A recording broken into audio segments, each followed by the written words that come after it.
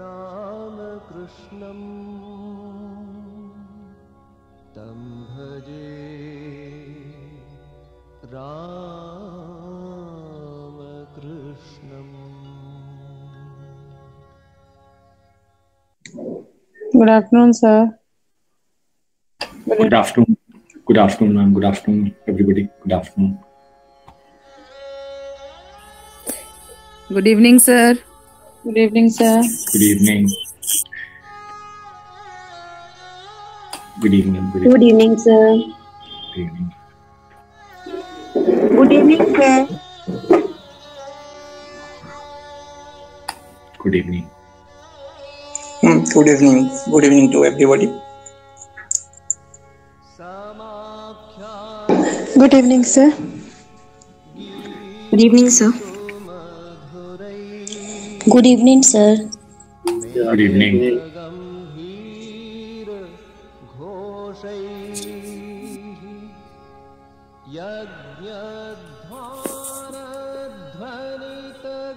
Good evening and welcome to everybody present in this online debate and discussion program organized by Jamshedpur Vivekananda Yuva Mahamandal on the topic Values Cannot Be Taught.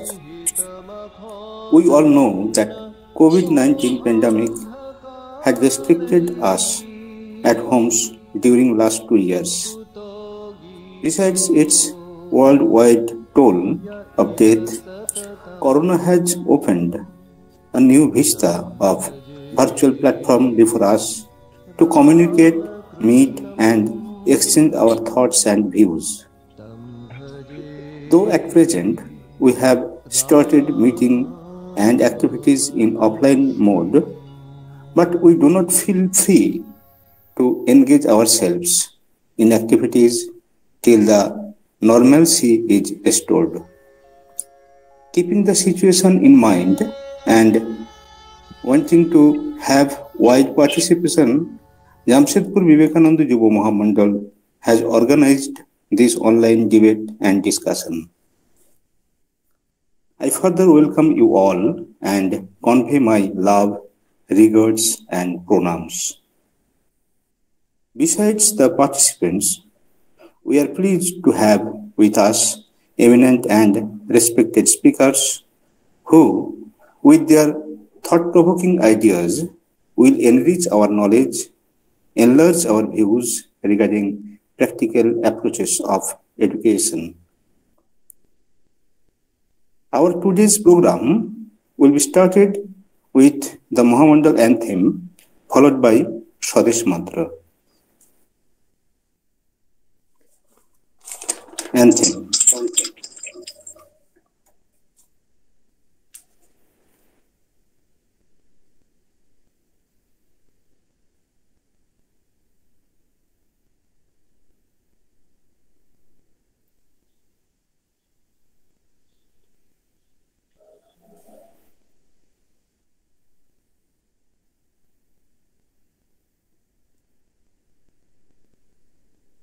Shankugiti, please. I will request Gauri Shankar Ghosh to start Sangagiti.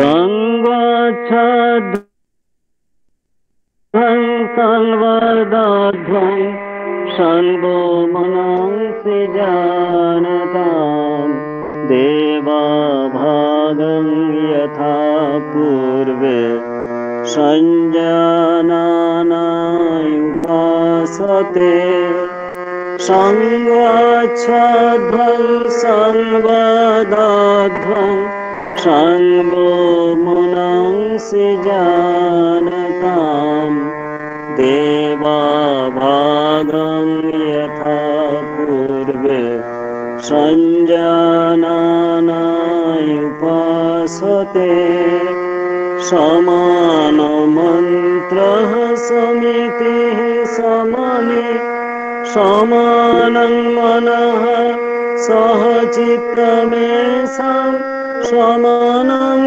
mantra mubhimantra eva samanenava अभिसाजुहमि समान मन्त्रः समितिः समानि समानं मनः सह चित्तमेषां समानं मन्त्र एव समानेन अभिसाजुहमि समानि व्याकुते समानाधिदयानि वा समानमस्तु यथा वशसहसति समानि व्याकुतिः समानाधिदयानि वा समानमस्तु यथा वशसहसति संगच्छध्वं संगदध्वं संगमनं सिजानतां देवा भागं यथा पूर्वे संजानानाय उपासते।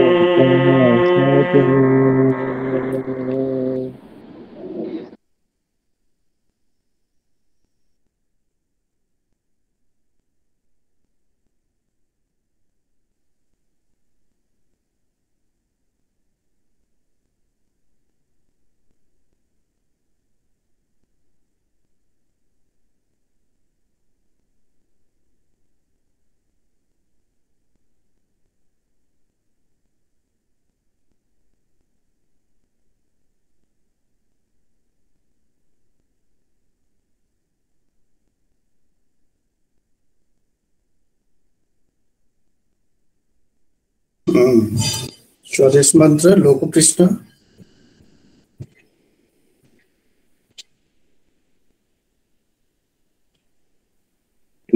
sir is there.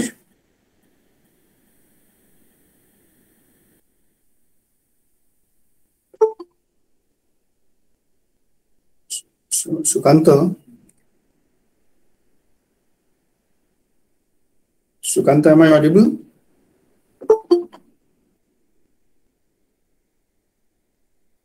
Yes, Dada.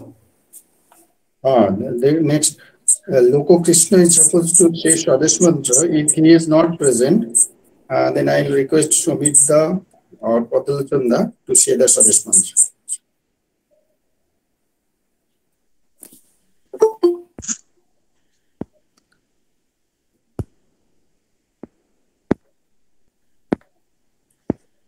Okay, I am telling Swadesh Mantra.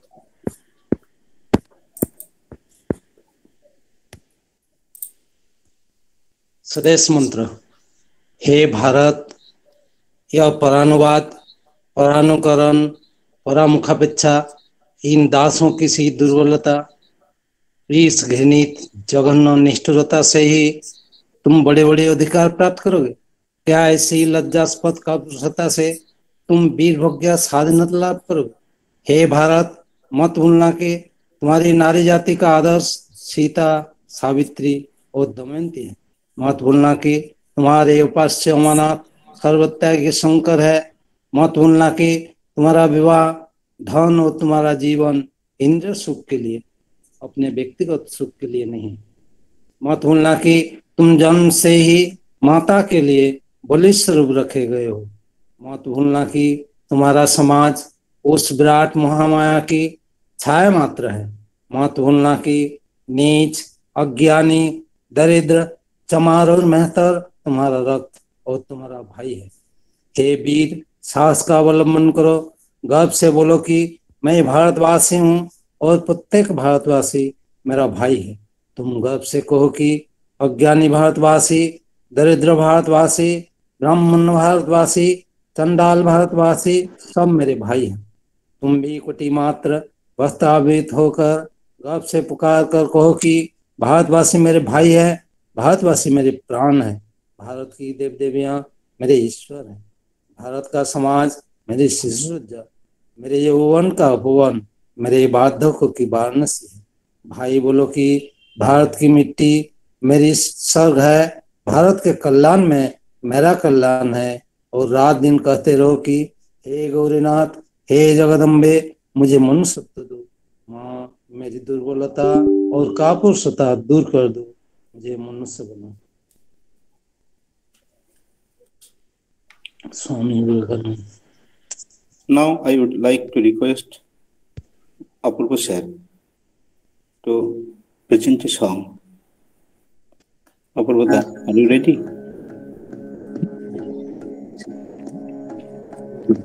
Am I audible? Yes. Am I audible, Sukanta? Yes, yes. Tabla.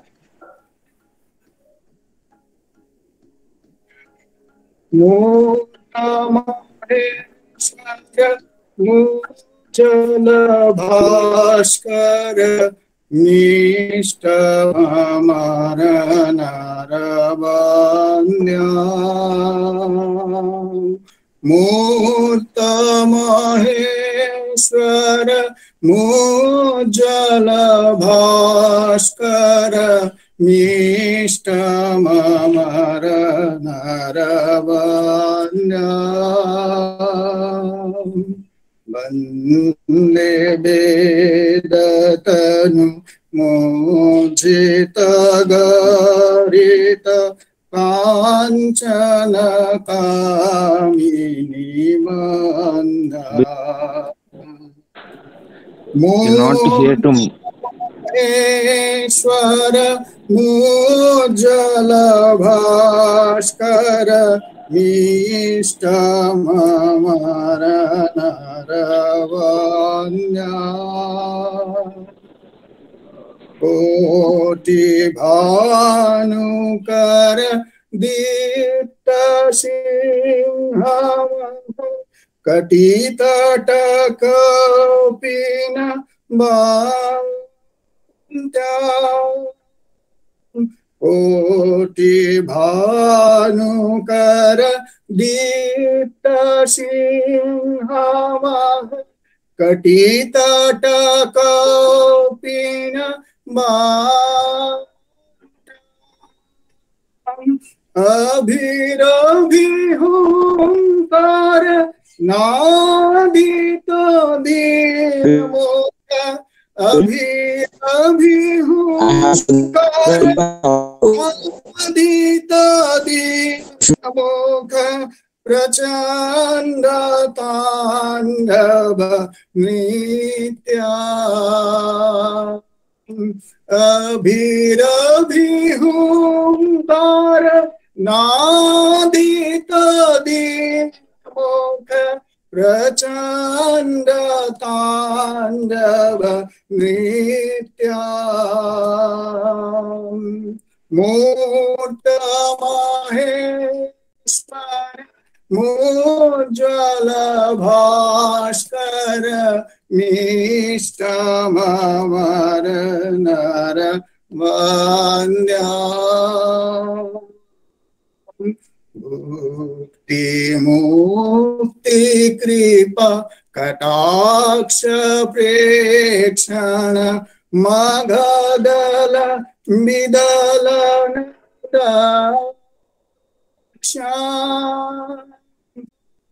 Valchandradhara Mindu Bandamiha Valchandradhara Mindu Bandamiha Nami Guru Vivekananda Nami Guru Vivekananda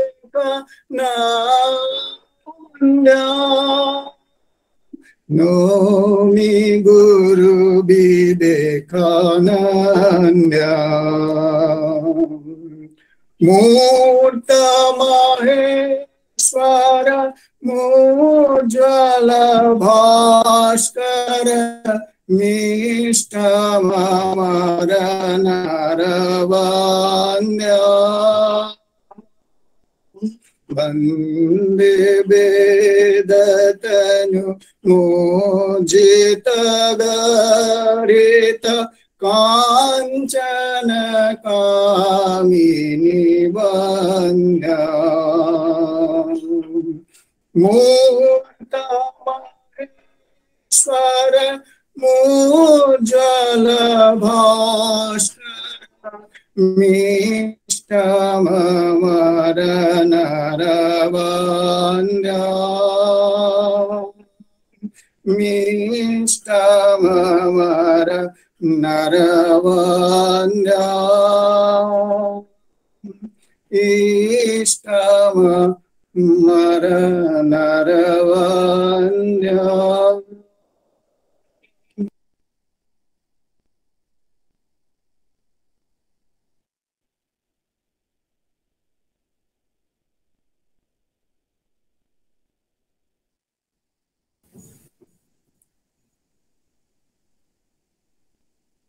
Sugandhu next.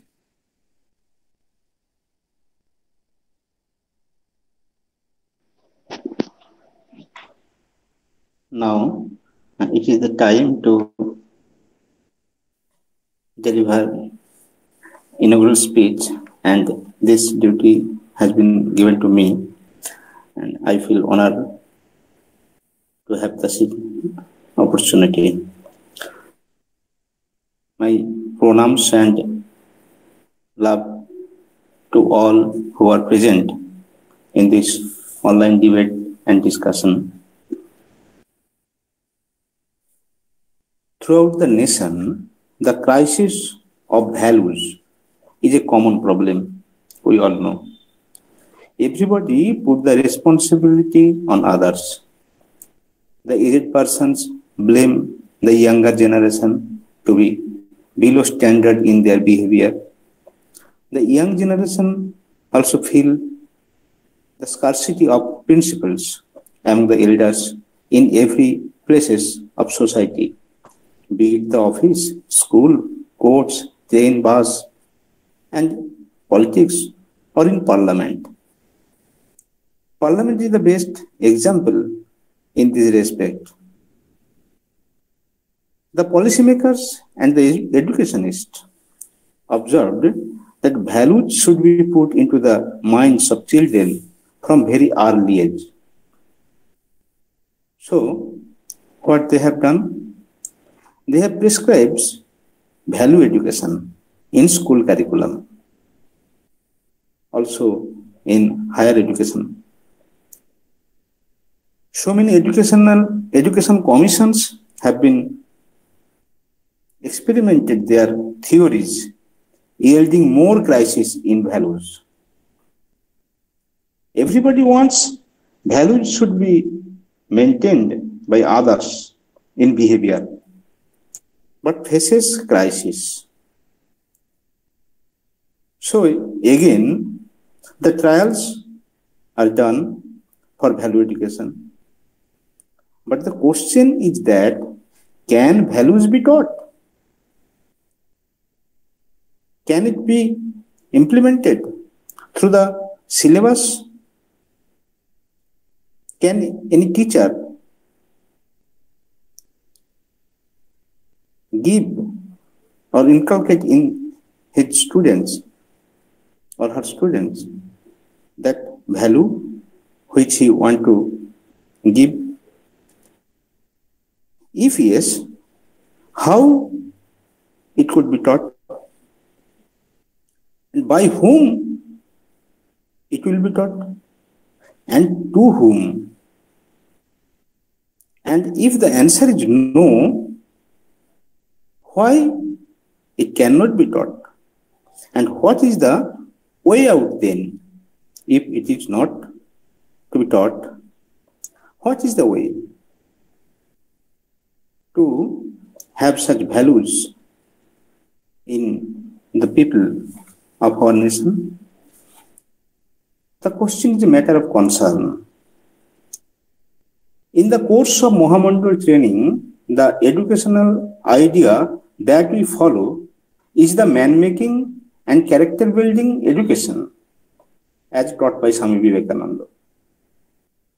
Today, we are going to cultivate that educational idea of Swamiji in a different mode, in the form of debate and discussion, which Swamiji used to strengthen the power of reasoning and clear thinking, and to be from today's discussion by so many eminent and learned speakers and enthusiastic learners present in this session, the answer to the question, the point of debate, will be clear to everybody. On behalf of our study circle, today's discussion, respected Sri Samir Ghosh, Samir Kumar Ghosh will present a synopsis at the end. Though the decision is to be taken by the listeners themselves. Ours is the duty to put together the materials, the reagents or the ingredients, the rest will take care of itself. That is, after reaction, we hope the mixture will present us a new compound, a new idea to follow in life, to assimilate the values in our lives, and to get rid of this crisis of values in our nation. So, I again express my regards norms of debate. So, I would like to request everybody to participate, to listen to the speakers and have a good idea of the values and how to implement in our own life. I am to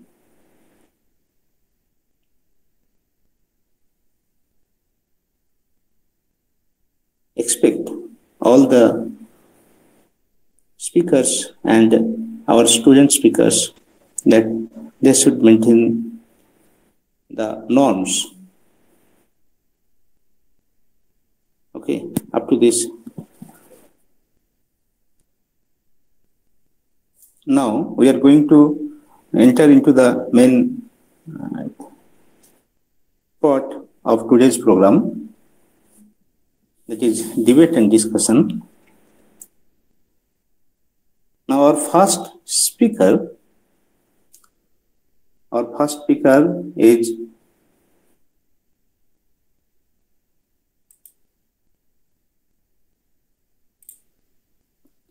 Dr. Shantanu Bhowmik, our beloved Shantanu, our respected Shantanu.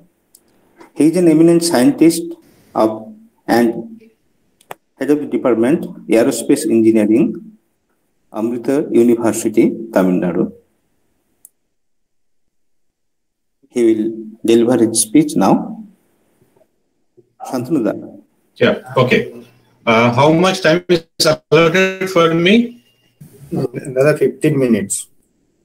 Okay. 15 minutes in the first half. Yes. Fine.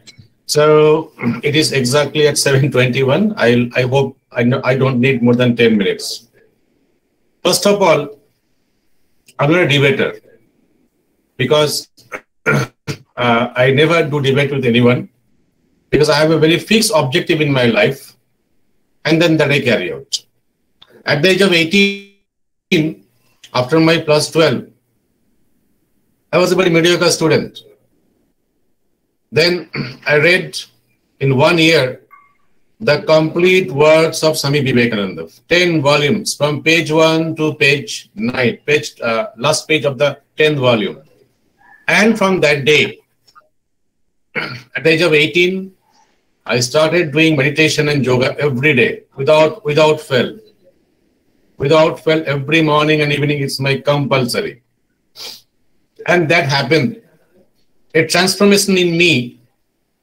And I personally feel that instead of giving reference about others, I should get an example in the society or in the country. So that's my very clear mission of my life, that the Divine Mother has given one human birth for a certain purpose. So till my last breath, I'll be working for that. So the values I am telling you, it's not my, I would say that's my way of thinking or working to put fingers on others. I never do that.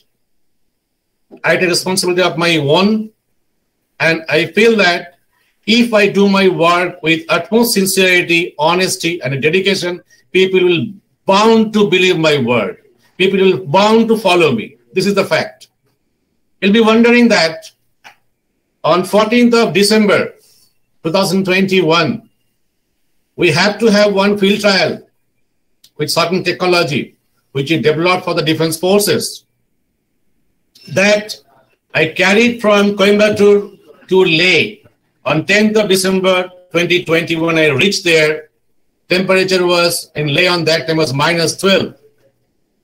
Then 14th of December at morning, 10 o'clock, we started from Leh to Siachen, reaching the Siachen at the night, at the evening or 6:30, around 5:30. Temperature was -40 degrees Celsius. Altitude was almost 18,000 and tremendous lack of oxygen. My BP went up to 200. Oxygen level came down to 70. The doctor came there, checked my BP and those things, and he was very upset that anytime he'll collapse with a cardiac arrest. I said, doctor, don't worry. I have come for a purpose. I'll fulfill that. Then, of course, in that high altitude, there's lack of oxygen. It's very difficult. But believe me, next morning, without fail, at dot 9 o'clock in the morning, I started doing my experiments in the field. That temperature outside was -40. The wind speed was 40 kilometers per hour, and it was extremely cold there. So at morning, 9 o'clock, we started the work in the field, and then at night, 9 o'clock, I completed my work. And that day was my birthday also, on 15th of December. At night, 9 o'clock, 4 cars came with the army officers and jawans. They came and they greet me, and they say that we salute your courage and we salute your patriotism. So instead of giving lectures to others, we should do our own work. Without that, then everyone will bound to follow. This is the fact. And that I have learned from the life of Vivekananda and life of Netaji Subhash Chandra Bose. You see that? They never put fingers on others. They have taken responsibility of their own. And what I have learned from their life, that they don't have to give big lectures in anywhere. Do the work with utmost sincerity. Go to the field, meet with the people, do the work with 100% efficiency. People will be following me. Otherwise, whatever inside that, it will be reflecting in my work. So that matters. So whoever doing any profession, it may be somebody is maybe a businessman, somebody may be an engineer or a doctor or whatever, maybe a driver, but give your 100% efficiency on that one. Give your utmost honesty. Just 2 days back, yesterday, it's also a fact, we have developed several technologies for the country. And then I have sent a mail to them that this I do work for my country, for my motherland. So for this all technologies, but in return, don't try to give me any money in my bank account. Then bluntly, I will say no to you. So I have that courage to say, and since I follow every of my work for my country, so I have no fear to anyone, and I boldly face everyone, and that the values I understand in my life, because my life will be giving values to others. Thank you very much. Jai Hind.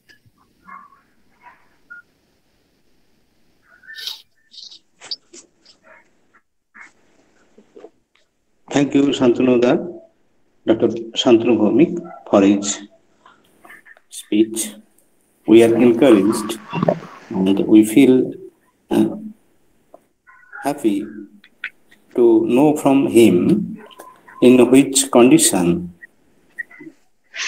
he experimented on that 15th December, very foul weather.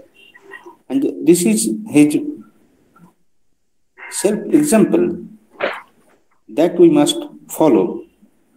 What he wanted to say, that be an example, do the things first and other will follow you. Pranam Dada. Our next speaker is Mr. Rajat Mishra. Shri Mishra is a human development coach and consultant for Indus. Yeah, Sukanda, Yes, Sukanda, brother. just sorry to interrupt. Actually, Mr.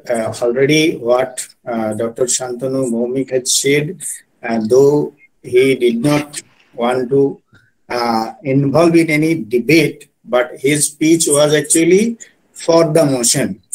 And so far my knowledge goes, Mr. Rajat Mishra is also going to speak in favor of the motion. Yes, in favor of the motion, yes. Now we have Ramchandra Mishra.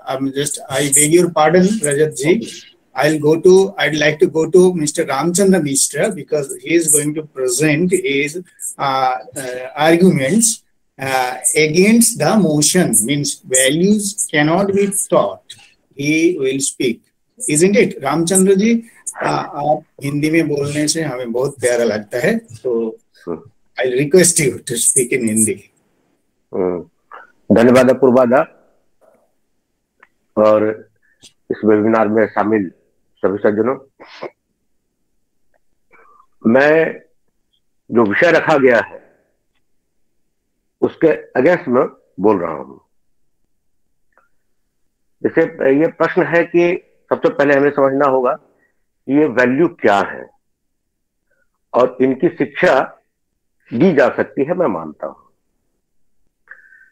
जो परिचय कराया जा रहा था उसमें भी ये प्रश्न उठा था कि कौन दे सकते हैं, किसको दे सकते हैं और कहां दे सकते हैं। तो जैसा कि शांतनु दा ने बताया कि भाई अपने जीवन को पहले प्रेजेंट हम करते हैं, ऐसा बनाते हैं, उदाहरण स्वरूप बनाते हैं और उसके बाद प्रस्तुत करते हैं और तब लोग उसको फॉलो करते हैं। ये बात सही है, लेकिन जब आप चाहते हैं कि पूरे देश को बदलने की, आवाज जा रही है मेरी ना अपूर्वदा? It's okay, it's clear. हाँ, अच्छा।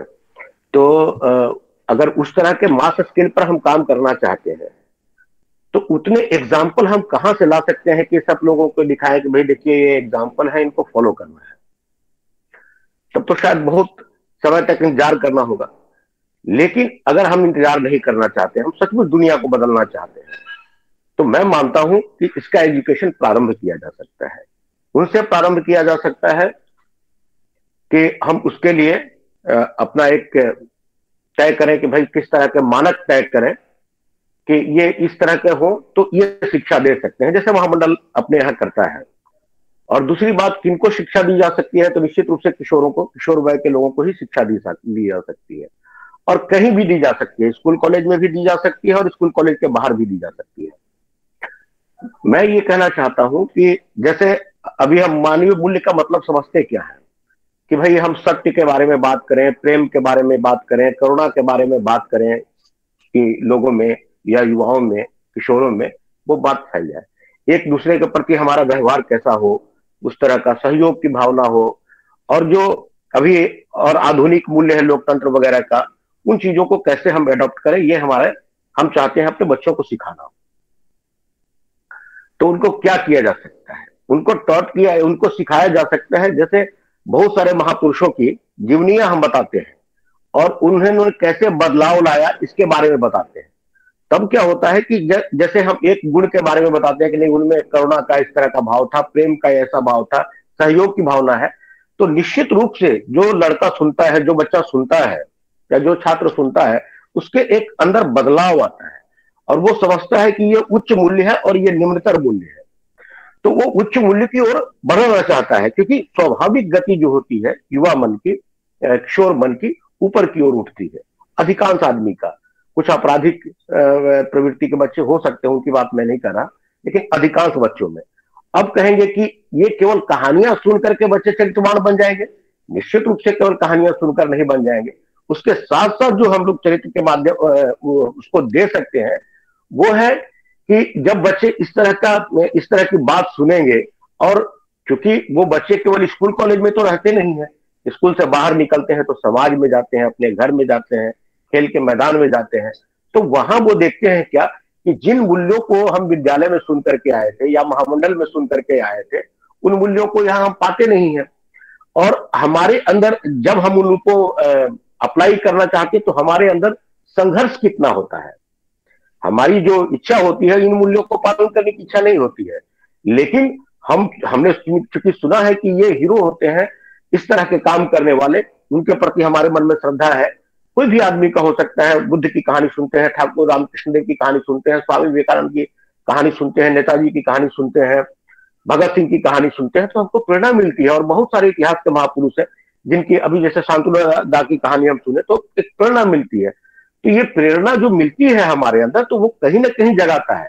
लेकिन जब हम व्यवहार में आते हैं तो देखते हैं कि कॉन्फ्लिक्ट उत्पन्न होता है, ये द्वंद्व उत्पन्न होता है कि हम उसको कैसे फॉलो करें। हमारे अंदर का लालच, हमारे अंदर की महत्वाकांक्षा, ये सब जो चीजें हैं, साधारण चीजों को प्राप्त करने की इच्छा, तो वो सब एक द्वंद्व उत्पन्न करता है हमारे मन में। तो उस द्वंद्व से लड़ने के लिए क्या होता है कि हमको बच्चों को सिखाना पड़ेगा कि मन में इस तरह के भाव उठते हैं, उन पर नियंत्रण कैसे पाया जाए। वो अगर आप सिखलाते हैं, और दूसरी चीज, एक चीज अगर आप सिखलाते हैं बच्चों को, अपने मन को का अध्ययन करना, मन को देखना,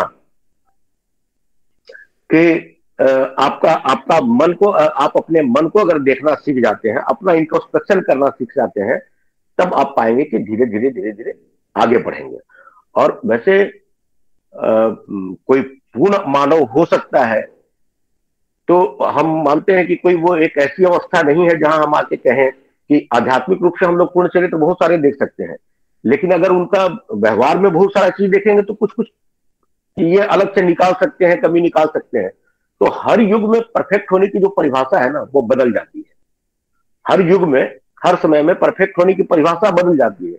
इसलिए कोई वैसा चीज हम उसको नहीं मान सकते कि नहीं ये फिक्स चीज है कि भाई ऐसा होना ही परफेक्ट होना है। तो इसलिए वैल्यू, ये जो एजुकेशन कौन कितना ग्रहण कर पाया, वो हर किसी की अपनी अपनी क्षमता के अनुसार और अपनी अपनी समझ के अनुसार ग्रहण करता है। और हमेशा, और ऐसे लोग पूर्ण रहे हैं, जैसे मान लीजिए कि हम किसी मठ में 1000 साधु मुक्त होते हैं, तो सबको कह सकते हैं कि परफेक्ट हो गए, मुक्त हो गए या भक्त चरित्र के बन गए, तो हम कह सकते हैं कि वो परफेक्ट चरित्र के हो गए।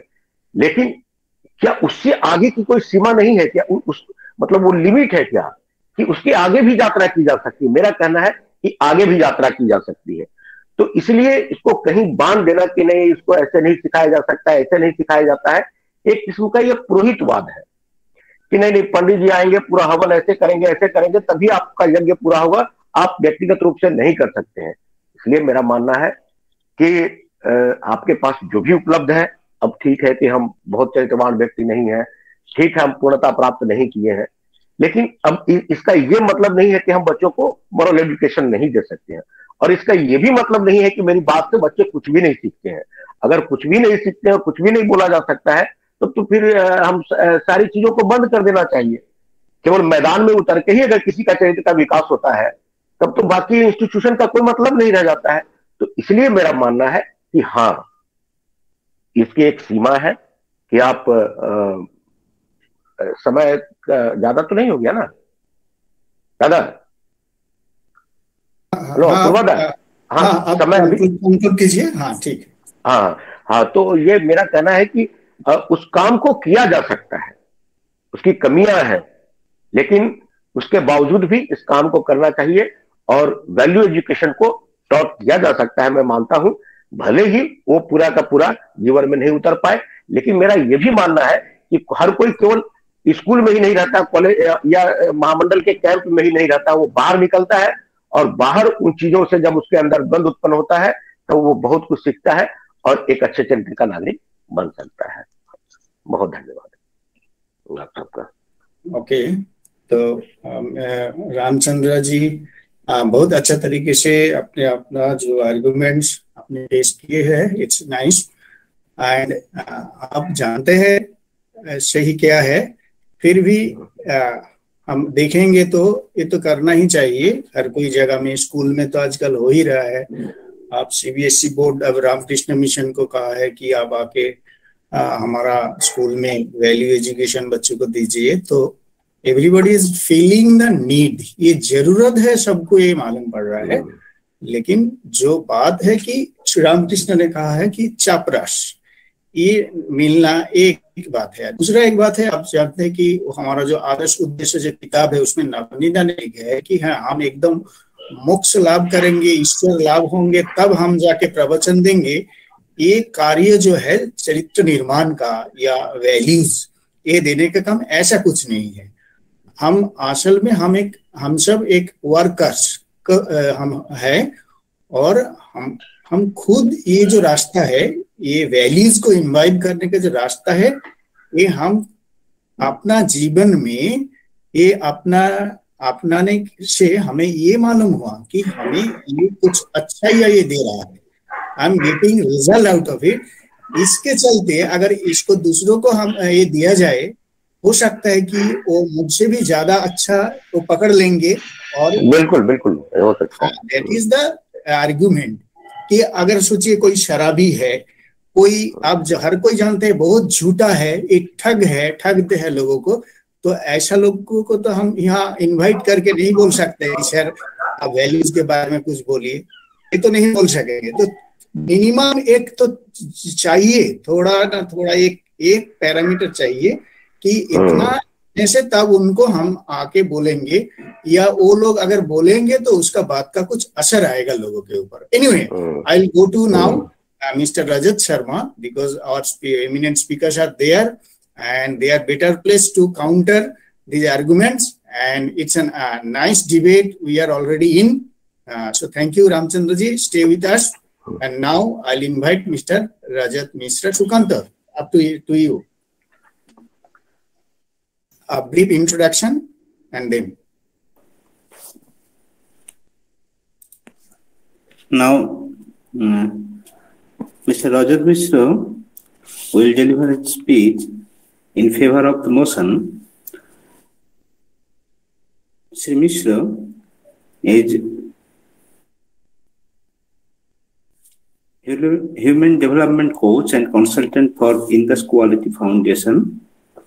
He has also served as the head of the mission education program of Smile Foundation, which works for unprivileged children in India, and he is the founder member of Delhi Vivekananda Youth Study Circle.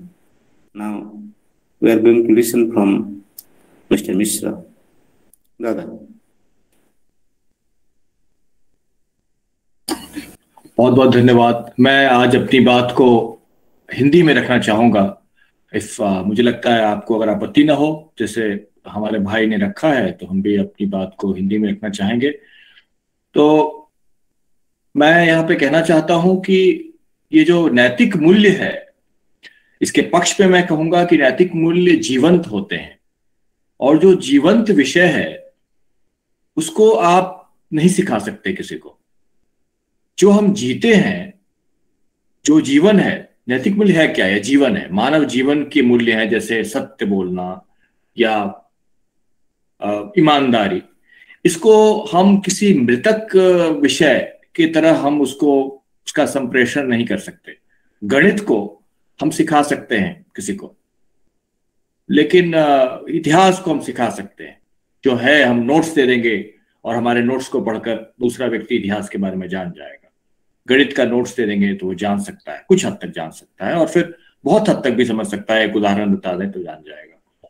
लेकिन जीवन मूल्य जो आदमी सिखा रहा है, नैतिक मूल्य जो सिखा रहा है, अगर उसके जीवन में बिल्कुल है नहीं, और वो बताएगा कि देखो इसको ऐसे पढ़ लो तो सच बोलना सीख जाओगे, मैं नहीं समझता कि कोई सीखेगा।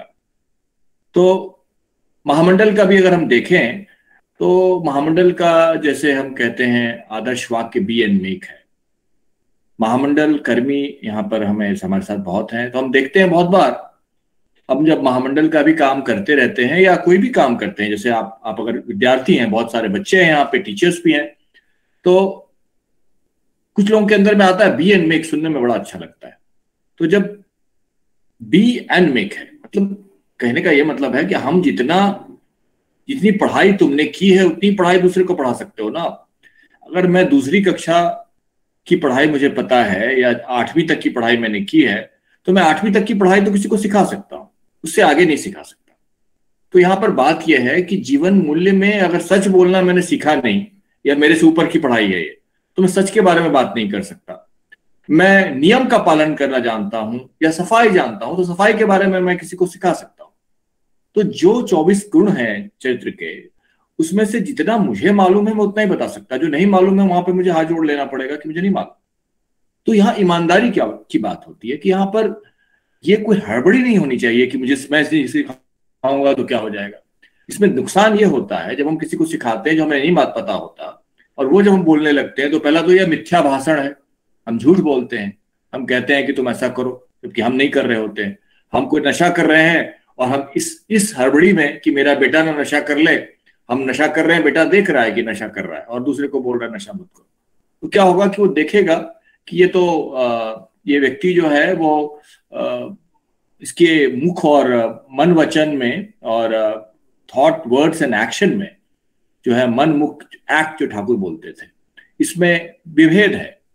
तो थोड़ी देर के लिए शायद मेरा काम बन जाए। अगर वो बच्चा नहीं जानता है कि मैं झूठ बोलता हूँ, चोरी करता हूँ, तो शायद कुछ देर के लिए मेरी बात मान ले। वो सिखाया जा सकता है, उससे लोग कहते हैं। लेकिन जब उसको पता चलेगा कि ये आदमी जो सब बातें कर रहा है ये तो उल्टा करता है, तो उसके ऊपर जो आघात लगता है वह बड़ा दुखदायी होता है। इसीलिए हमें इसकी कोई हड़बड़ी नहीं रखनी चाहिए कि हम ये भी सिखा देंगे वो भी सिखा देंगे। जिसको जो सीखना है वह सहज भाव से सीख लेगा, और हमें जितना पता है उतना हम सिखाएं। उससे ज्यादा हम यह ना समझें कि हम संसार के मालिक हैं। जैसा स्वामी जी कहते थे, नारी शिक्षा भी, वुमेन्स डे भी गया, नारी शिक्षा के बारे में भी वो कहते थे कि तुम भगवान हो क्या जो नारियों को शिक्षा दोगे।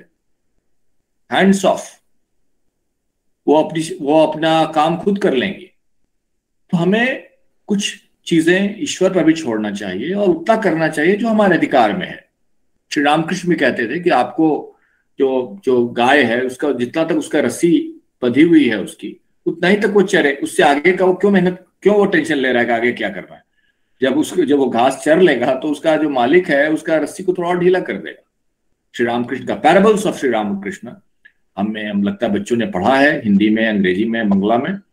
बहुत अच्छे से हम सीख सकते हैं कि कैसे एक महापुरुष ने जीवन में जितना वो के अच्छे मूल्य हैं, अगर सीखा जा सकता है, हर जगह से सीखा जा सकता है, लेकिन थोड़ी ईमानदारी होनी चाहिए। बस यही कहा जा रहा है। जब ये कहा जाता है, जब यह उक्ति है कि values can not be taught, they can be imbibed. महामंडल की एक पुस्तिका भी है, वैल्यूज टू इम्बाइब। मतलब ये कि जो मूल्य है उनको ग्रहण किया जा सकता है, आत्मसात किया जा सकता है। उसको किसी विषय की तरह उसको सीखा नहीं जा सकता। सुनने में एक जैसा लग रहा है, दोनों सीखा और ग्रहण करना दोनों एक जैसा लगता है, लेकिन दोनों में बहुत अंतर है। अंतर यह है कि चूंकि ये जीवित मनुष्य से मनुष्य के बीच में संप्रेषण इसका होता है, तो जब आप, इसीलिए चरित्र निर्माण की संस्था, महामंडल जैसी संस्थाओं का गठन किया गया। और अभी थोड़ी देर पहले अपूर्वादा बता रहे थे कि मैं दिल्ली में हूँ, रामकृष्ण मिशन के दिल्ली का जो कार्यक्रम चल रहा है 5000 से अधिक विद्यालयों में, उनके साथ हमारा रोज लगभग हमेशा हम लोग जानते रहते हैं कि क्या हो रहा है क्या नहीं हो रहा है। हम भी कर रहे हैं वैसा ही काम कुछ कर रहे हैं, लेकिन जैसे आपने सुना होगा कि मैं ये काम हम लोग कर रहे हैं, करवा रहे हैं विद्यालयों में।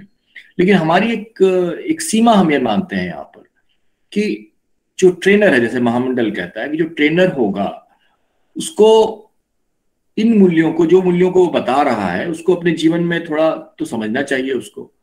अब अगर हम ऐसा कर लें कि मैं एक मॉड्यूल बना लूं CD ROM पे या पेन ड्राइव में, और मैं आपको दे दूं, सब स्कूल को, टीचर्स को 2 घंटे का ट्रेनिंग दूं और कहो कि आप जो गणित के शिक्षक हैं, आप जो विज्ञान सिखाते हैं, ये आप ले लीजिए, मैंने स्वामी जी के बारे में 2 घंटा भाषण आपको दे दिया, अब आप इसको पूरे भारत में प्रचार कीजिए या अपने विद्यालय में बच्चों को बताइए। 2 घंटे की ट्रेनिंग में क्या 2 घंटे की वार्तालाप में वह सिखाया जा सकता है जो कि समय लगता है जिसको सीखने में, जिसके लिए महामंडल कहता है कि आपको 1 डे कैंप करना होगा, आपको 3 डे कैंप करना होगा, आपको स्टडी सर्कल्स अटेंड करना होता है, आपको सेंट्रल कैंप अटेंड करना पड़ता है। इसको क्या मैं एक पुस्तक को पढ़ के सीख लूंगा? मैं अगर कहूं कि किसी के पास बहुत अनुभव है और वो शायद पढ़ना नहीं जानता, शायद, पर अनुभव बहुत है उसको, तो उसका अच्छा है, मैं कहूंगा कि मैं पढ़ने में बड़ा तेज हूं, मैं अंग्रेजी की 10 पुस्तकें पढ़ लेता हूं, बांग्ला की पढ़ लेता हूं, हिंदी की पढ़ लेता हूं, अब मैं फटाफट 6 महीने के अंदर उससे ज्यादा जान लूंगा। नहीं जान सकता। कुछ शब्द मैं सीख लूंगा, कुछ मैं वैल्यू एजुकेशन के बारे में कि क्या होता है, सच क्या होता है, झूठ क्या होता है, इसके बारे में पढ़ लूंगा, लेकिन मैं इसको अपने जीवन में उतार नहीं सकता। इसीलिए कहते हैं values can be imbibed, it can't be taught. और इसीलिए महामंडल जैसी संस्थाओं का गठन किया गया है बहुत सोच समझ के, कि इस चरित्र निर्माण की बात को या वैल्यूज की जो बात होती है उसको वही सिखाए जो कम से कम इसका प्रण लेता है। जैसे यहाँ पर हम ऑटो सजेशन करते हैं, जो प्रण लेता है कि भाई मैं तो थोड़ा सच बोलना चाहता हूँ, अब जितना मैं सच बोलता हूं तभी तो मैं किसी को सिखाऊंगा, और जितना अगर मैं झूठ पूरा 100% झूठ बोलता हूं तो मैं क्या सच के बारे में बात करूंगा।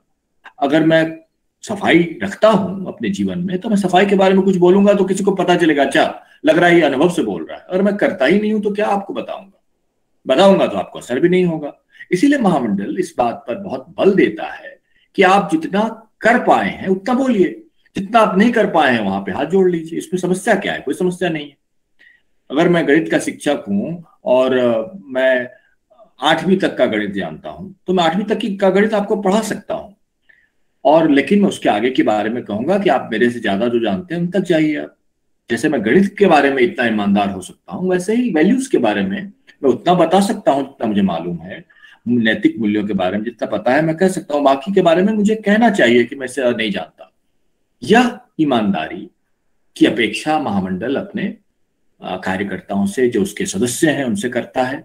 और यह जितना हम इसके बारे में, महामंडल ही नहीं है, जितने भी, अगर मैं महामंडल की बात ना करूं, किसी और संस्था की बात करूं, किसी स्कूल की बात करूं, तो हर शिक्षक यही चाहेगा कि वो जो उसके कक्षा में जो छात्र है वह भी ऐसा ही हो, कि वो उतना ही बात करे जितना कि उसको पता है। नहीं तो वो कह दे कि ये तो पता नहीं था मास्टर जी, इससे ज्यादा मैं नहीं जानता हूं। तो मुझे लगता है मैं यही कहना चाहता हूं, और पता नहीं मैं समय से ज्यादा चला गया है नहीं। अगर मैं ज्यादा चला गया तो अगर मैं जो टाइम लिमिट क्रॉस कर रहा हूं तो मुझे कृपया बता दीजिएगा। तो मैं अपनी बात को यहीं पर खत्म करना चाहूंगा वैसे, कि वैल्यूज जो हैं, नैतिक मूल्य हैं, उनको हम कोई बहुत बड़ा रॉकेट साइंस नहीं समझे। अभी हमारे सामने एक बड़े मूर्धन्य वैज्ञानिक आए थे जो अपनी बात को उन्होंने कहा है, शांतनु भौमिक जी, जिन्होंने बहुत मुश्किल परिस्थिति में काम करने वाले सैनिकों के लिए बुलेट प्रूफ जैकेट बनाया है, और भी बड़े बड़े आविष्कार इनके हैं, और इस बात का गर्व है कि वो महामंडल के सदस्य हैं। तो हम देखते हैं, उन्होंने बताया आपको हमें कि उन्होंने भी विवेकानंद साहित्य को, जिसको अंग्रेजी में complete works of Swami Vivekananda कहते हैं, उसको उन्होंने पढ़ा है। तो हम देखते हैं कि जब उन्होंने पढ़ा, मतलब वैल्यूज को पढ़ा, और उसके बाद अपने जीवन में उन्होंने कहा, उनकी बातों को आप देखिएगा तो उन्होंने कहा कि पढ़ने के बाद मैं ध्यान करना कभी भी नहीं छोड़ता। उन्होंने अपने नियम के बारे में आपको बताया है, बहुत सारे चीजें हैं। जब मुझे कोई पैसा देता है तो मैं मना करता हूं। मतलब वैल्यूज को आप अगर पढ़ते हैं, मैं अपनी बात को कंक्लूड करने के पहले बताऊंगा कि अगर आपने कुछ पढ़ा है, अगर आप पढ़ने की बात कहेंगे तो पढ़ने के बाद उसको अपने जीवन में पालन आप करेंगे, तभी वो आपका अपना बनता है। तो विवेकानंद साहित्य को अगर आपने पढ़ा, taught, values can be taught, जैसे हमारे रामचंद्र भाई ने कहा, तो पढ़ने के बाद उन्होंने शायद अपने जीवन में जो भी व्यक्ति पालन करते हैं, इसीलिए वो कह रहे हैं कि पढ़ने के बाद मैंने अपने जीवन में पालन किया, इसीलिए सिखाया जा सकता है इसको। तो वैल्यूज कैन बी टॉट, अगर आप उसको करने के बाद नेक्स्ट स्टेप जो है वो ये है कि आप पढ़ने के बाद उसको अपने जीवन में पालन कर रहे हैं। तो वैल्यूज को हमें अपने जीवन में पालन करना, आत्मसात करना, ये सेकेंड स्टेप है।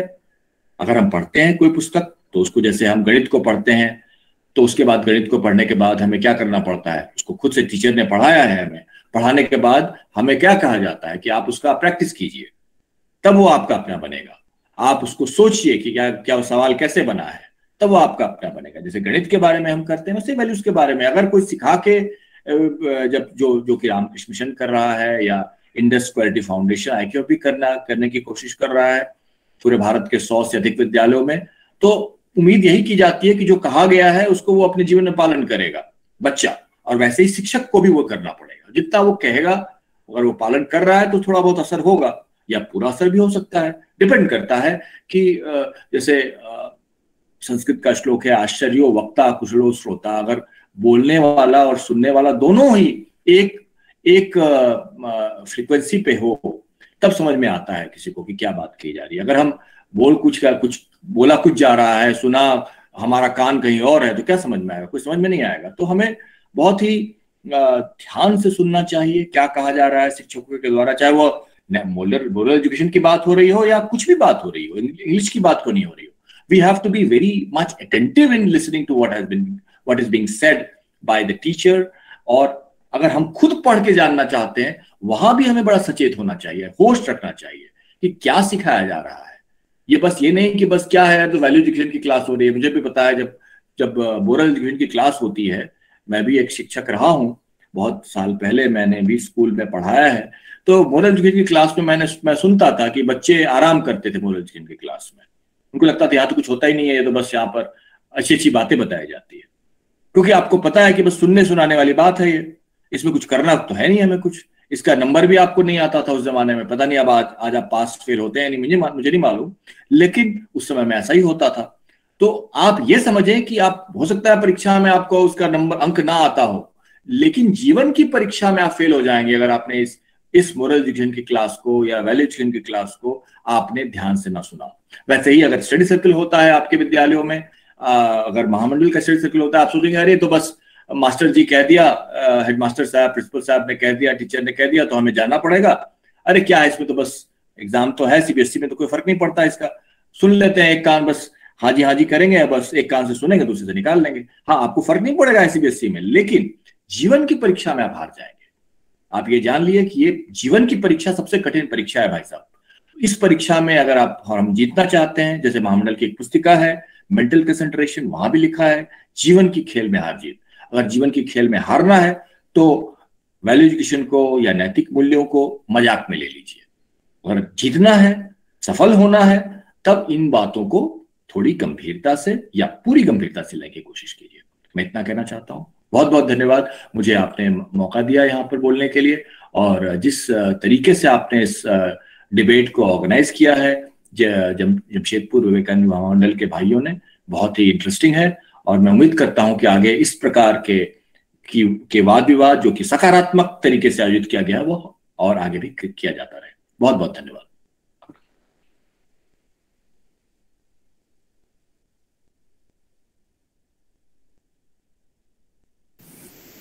सुगंध आप बोलिए। हाँ, इट्स ओके, इट्स नाइस। रजत जी अपना जो बात रखा है तो उसमें very nicely he has actually presented his points, and it's really overwhelming. I really appreciate that particular point कि मुझे अगर 6 तक मैथ्स पढ़ाना आता है तो अगर कोई मुझे 10 का वो सोल्यूशन करने के लिए देंगे तो ये नेचुरल कि मैं कहूँगा कि नहीं, मुझसे नहीं होगा। इन द सेम मैनर जो वैल्यूज अगर हम सिखाने चाहेंगे, जनरली हम उसे बहुत हल्का से ही लेता हूँ। तो ऐसे ये कोई ऐसा भी बोल देता है कि ये मेरा कोई विषय ही नहीं है। वैल्यूज छोड़ के कुछ भी चीज हम पढ़ा नहीं सकते हैं। इवन जो लोग वैल्यूज लेके चलता है, वो वैल्यूज वो सच बोलता है, वो ऐसे जो वो एक चीट नहीं है, वो लायर नहीं है, ऐसे लोगों को तो वो कोई भी क्षेत्र पे हर कोई चाहता है। तो पीपल विल बी पंक्चुअल जो होता है, जो हार्ड वर्किंग होता है हर कोई क्षेत्र में, ये सब तो वैल्यूज ही है। तो इसका जरूरत हर कोई जगह में है। तो so when we are going to teach values, ये हमारा इस विषय के प्रति श्रद्धा रहना चाहिए कि हाँ, ये जीवन में पालन करने से जीवन सुंदर होता है। तो anyway, these are the points mainly here presented by Mr. Rajat Mishra, and I think Dr. Sushil Kumar Tiwary is with us. So next we'll go to Sukanta for the next announcement. Yes, Dada. After Mr. Mishra, now Mr. Sushil Kumar Tiwary will deliver his speech against the motion of today's topic. Dr. Mishra is the professor of Women's College, Jamshedpur. Sukanta, Dr. Tiwary. Yes, Dr. Tiwary, Sushil Kumar Tiwary. Yes. धन्यवाद सुकांत जी, धन्यवाद अपूर्व sir.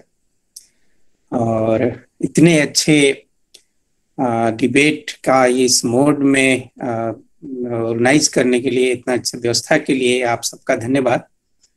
Jamshedpur Vivekananda युवा महामंडल धन्यवाद के पात्र हैं। जैसा कि आदरणीय रजत जी ने भी कहा, मैं आदरणीय रजत जी को नमस्कार करता हूं यहाँ से। उन्होंने भी मेरे शोध कार्य में बहुत मदद किया था, बहुत सहायता मिली थी उनसे, और आज उनके वक्तव्य को सुनकर यहाँ अच्छा लगा। ऐसा है कि मैं इसमें इस कार्यक्रम में अगेंस्ट द मोशन मीन्स ये कहना चाहता हूँ कि अपने विचार इस पर रखने जा रहा हूँ कि मूल्य सिखाए जा सकते हैं। मूल्य का जो सिखाने का एक हम लेके चल रहे हैं, और उसमें जो उदाहरण आए हैं रजत जी की तरफ से, तो वो उदाहरण उस पर तो सही बैठते हैं, लेकिन मुझे लगता है कि अखिल भारतीय विवेकानंद युवा महामंडल वो वैल्यू को सिखाने वाला कार्य भी कर रहा है। जब वो खुद कहते हैं स्टडी सर्कल है और हम विभिन्न तरीके से योजनाबद्ध तरीके से शिक्षण करते हैं, तो मुझे लगता है कि वो शिक्षण शब्द से तो अपने आप जुड़ा हुआ है, क्योंकि शिक्षण जो है हम लोग, क्योंकि मैं भी शिक्षा से जुड़ा हुआ हूँ, आप सब एक शिक्षक के रूप में ही कार्य कर रहे हैं। और सबसे बड़ा उदाहरण जो सदियों का, शताब्दियों का उदाहरण है, वो हमारे सामने स्वामी विवेकानंद है। स्वामी विवेकानंद से बड़ा कोई शिक्षक ना तो सदियों में हुआ है, शताब्दी में, और मूल्यों के मामले में जो हम उनसे सीखे हैं। आप उनके प्रसिद्ध भाषण को ले लीजिए, उनके लेखन को ले लीजिए, उनके स्वयं के जीवन को ले लीजिए, या फिर उनके सारे शब्द और आज भी जो नारे लगते हैं उनको ले लीजिए, वो सब अपने आप में मूल्यों की चरम सीमा अंकित करते हैं। तो वो हम सीखते ही हैं, हम एक तरह से वो मूल्य जो उनके द्वारा सुनते हैं, उनके भाषण को जब सुन के और कभी कभी अपने में आत्मसात करते हैं, तो वो उनका वो शिक्षण का प्रभाव ही है। वो जिसको हम लोग कहते हैं कि शिक्षण वास्तव में होता क्या है, एक योजनाबद्ध तरीके से आदान प्रदान है। जो भी हमारा विषय वस्तु है, तो हमारा मूल्य जब विषय वस्तु है, उसका आदान प्रदान अगर योजनाबद्ध तरीके से हो जाए तो इसमें समस्या क्या है। हम अगर इसी चीज को इस नियम से समझें कि स्वामी जी ने मैन मेकिंग एजुकेशन की बात की और उन्होंने एजुकेशन शब्द जोड़ा। इसके साथ ये नहीं कहा कि आप पूरी औपचारिक शिक्षा को, फॉर्मल एजुकेशन को इससे बाहर कर दीजिए और केवल इनफॉर्मल एजुकेशन पर रखिए।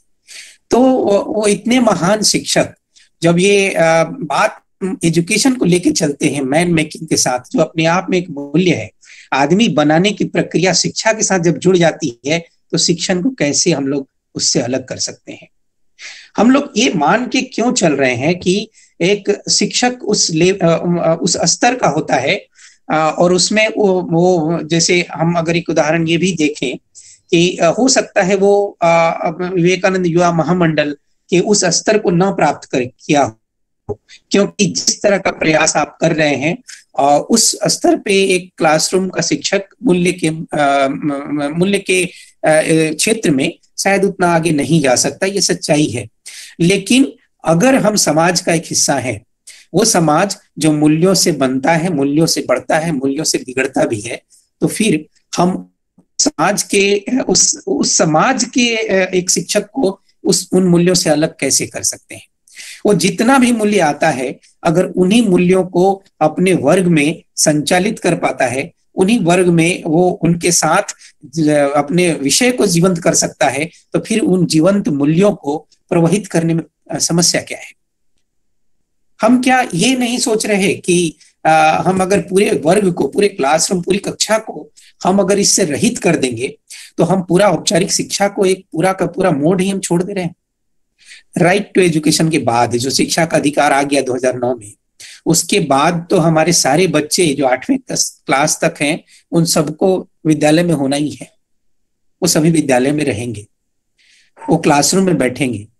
और तो और जो राष्ट्रीय शिक्षा नीति 2020 है, वो कहती है कि 2030 तक हम पूरे विद्यालयी शिक्षा को, स्कूल एजुकेशन पूरी तरह से 100% एनरोलमेंट के साथ होगा। सबका नामांकन वो लेने का लक्ष्य रखे हैं।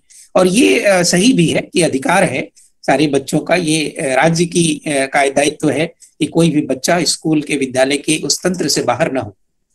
तो सब जब वहां बैठेंगे और सब जब क्लासरूम में है, तो फिर उस क्लासरूम में मूल्य प्रवाहित ना हो, तो आप सोचिए कि कितना ज्यादा समय हम उन बच्चों को मूल्य से रहित करके गुजरने देंगे।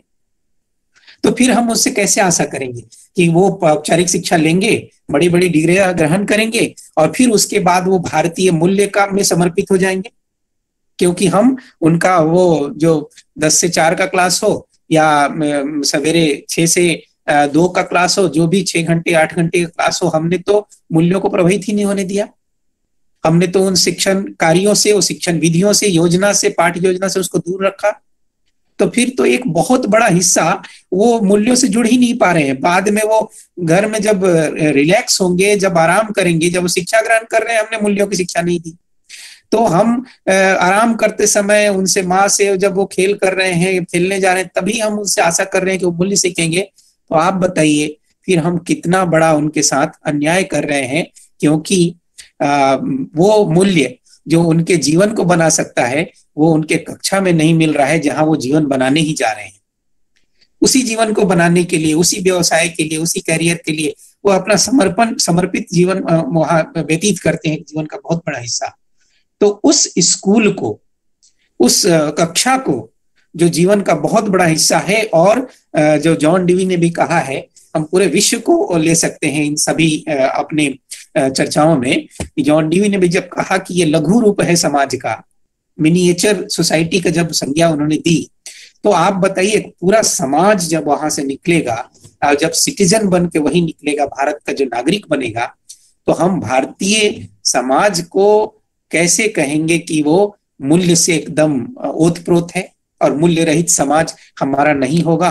हम जो आज कभी कभी हमें लगता है कि मूल्यहीन समाज से हमारा परिवार, हम खुद जो ग्रस्त हैं, तो ये हम खुद उनको सीखने नहीं दिए, अपने प्लानिंग में उसको शामिल नहीं किए।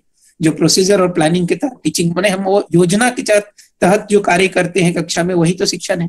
हमने अपनी योजना में उसे शामिल नहीं की, तो योजनाबद्ध तरीके से वो प्रवाहित नहीं हुआ। उन्होंने सीखा वो चीजें, वो सीखी चीजें जो जिससे नौकरी मिल सके, जिससे पैसे मिल सके। आप इकोनॉमिक्स का फिर पढ़ाई क्यों नहीं बोलते कि वहां मूल्य क्या है? अगर मूल्य, आप एक मूल्य नहीं दे रहे हैं तो दूसरा मूल्य तो सीख रहा है। मूल्य तो क्या है? मूल्य तो वो सभी चीजें हैं, वो शेयर्ड आइडिया, हम लोगों के बीच में जो साझा चल रहे हैं, बातचीत कर रहे हैं, वो साझा बातचीत के फलस्वरूप जो भी प्रमुखता से, जो भी महत्वपूर्ण निकल जाएगा, वही तो मूल्य है।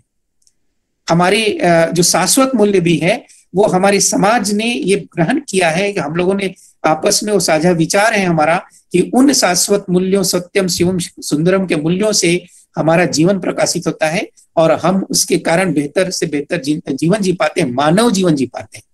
मानवता के निर्माण का जो लक्ष्य स्वामी जी ने रखा और जो महामंडल ने भी रखा है, तो उन सभी लक्ष्यों को भी आप समन्वित करके देखें तो वो मूल्य भी हम लोगों में साझा, एक तरह से साझा रूप से हम स्वीकार करते हैं कि वो मूल्य शाश्वत मूल्य है और वो हमारे जीवन को बना रहे हैं।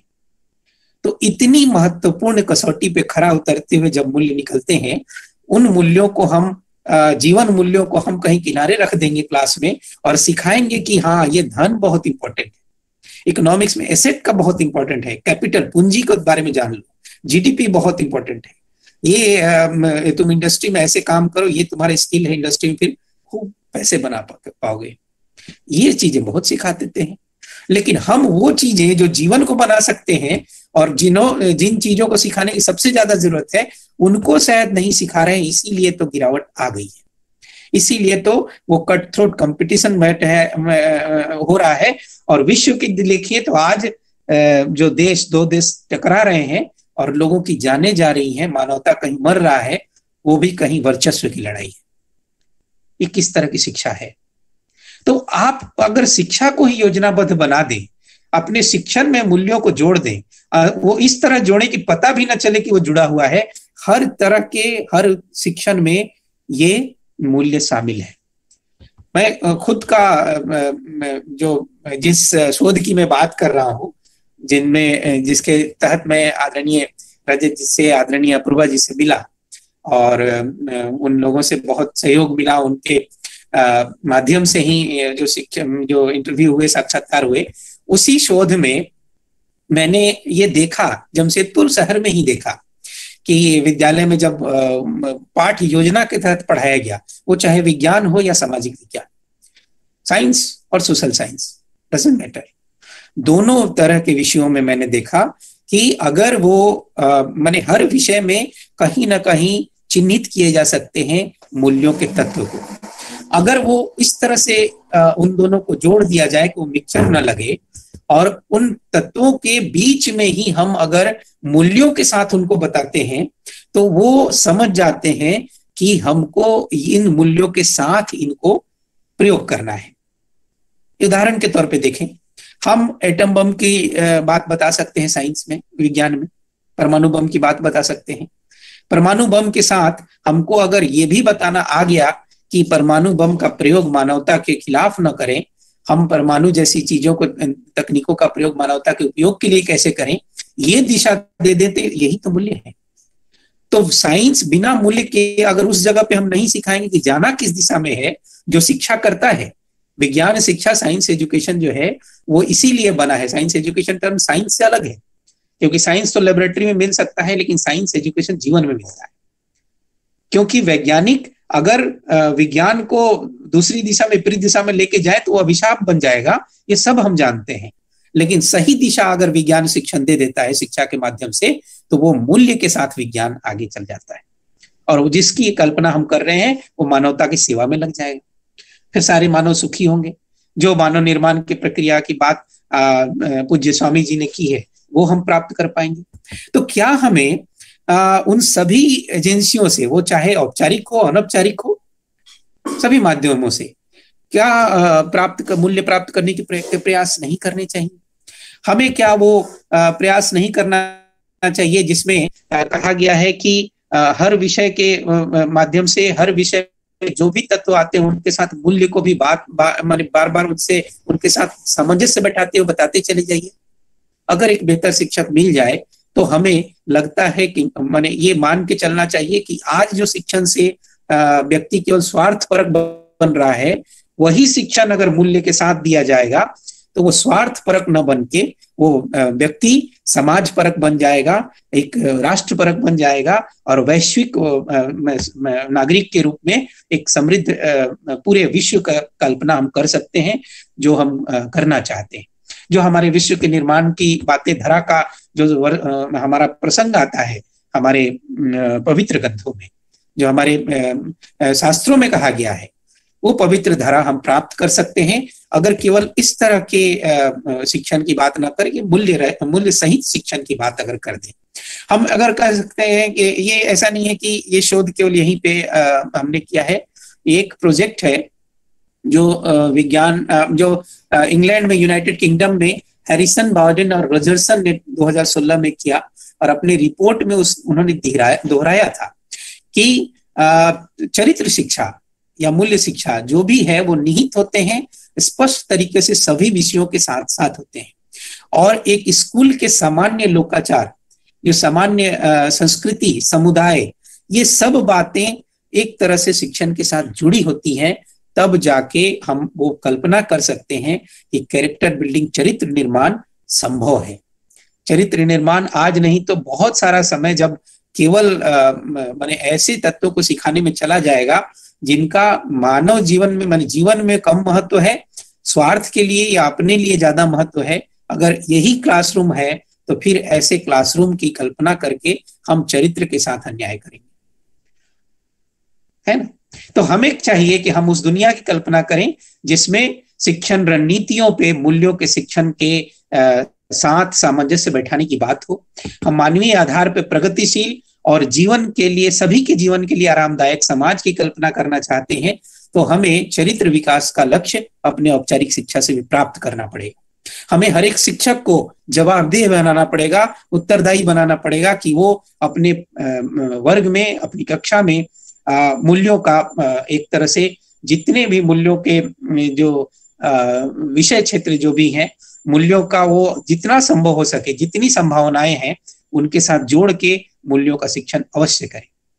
और ऐसा अगर होगा तो सभी शिक्षक, सभी वर्ग और सभी विषयों में मूल्यों की धारा प्रवाहित होगी, और तब जाके ये समाज पहले जैसा जैसा हम चाहते थे, और कुछ लोग ही जो हमारे तपस्वी थे, जो जीवन में से जीते थे, उनके साथ ही हमारा समाज रह पाता था, मूल्यों से सहित जीता था और मूल्यों की गंगा बहती थी। अब वो नहीं है। जब हम औपचारिक शिक्षा ग्रहण कर रहे हैं और बहुत बड़ा समाज इस केवल शिक्षा और नौकरी के इर्द गिर्द घूम रहा है, उन सबको कैसे हम मूल्यों के उस परिधि के अंदर लाएंगे, और इतनी बड़ी जनसंख्या, इतने बड़े माने इतने ज्यादा लोग हैं जब, तो उन सभी को कैसे हम मूल्यों की शिक्षा साथ में दे पाएंगे, इसके लिए मुझे लगता है तो मूल्यों के शिक्षण पर जरूर विचार करना चाहिए और मूल्यों को सिखाया जा सकता है।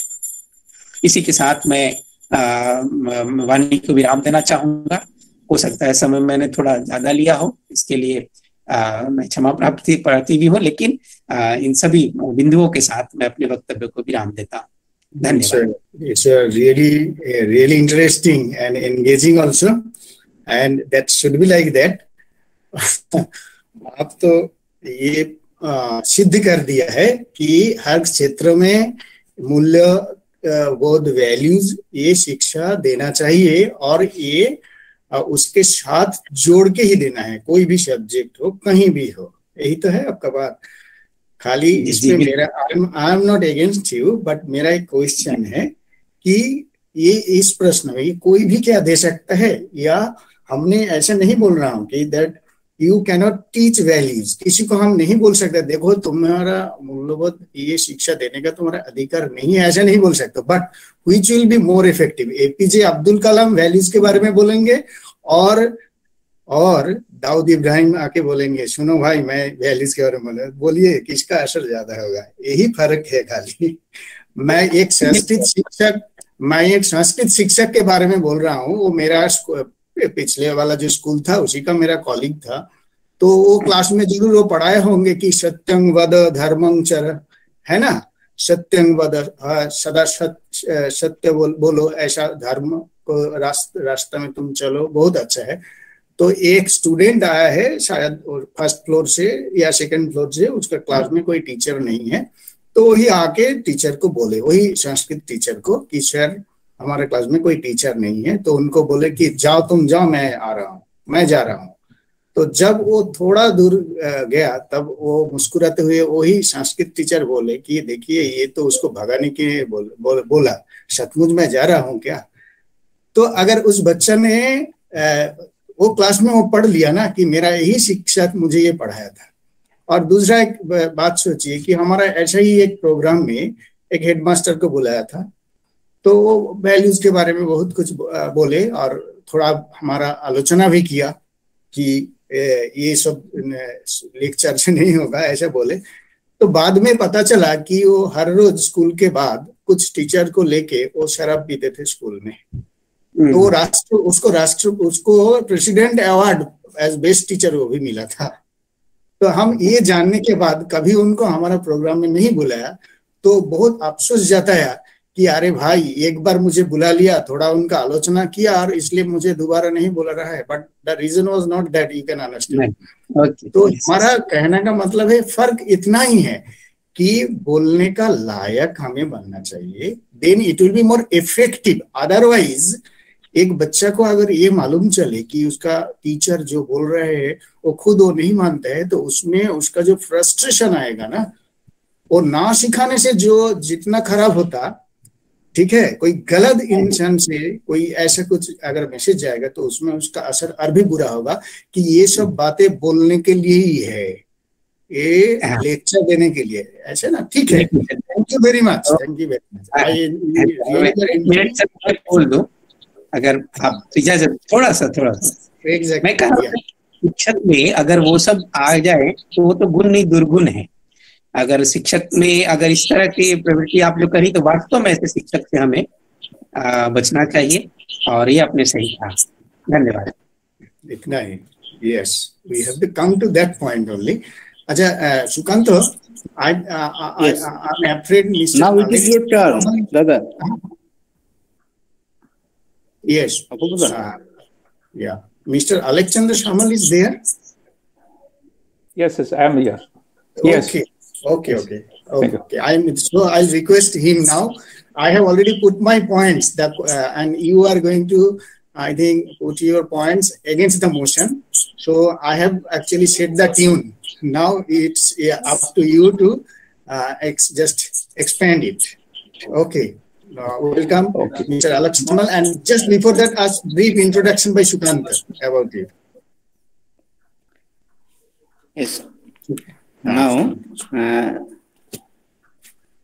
Sri Alex Shamal, a retired reader in English and principal of a degree college affiliated to Utkal University, and he is also the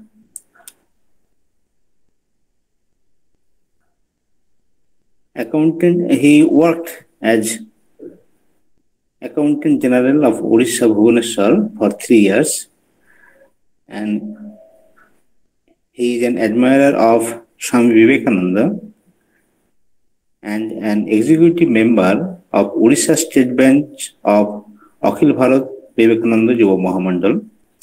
Now, Sri Alexander Shamal, he will deliver his lecture against the motion. Yeah. Sir, please. Okay, thank you. Om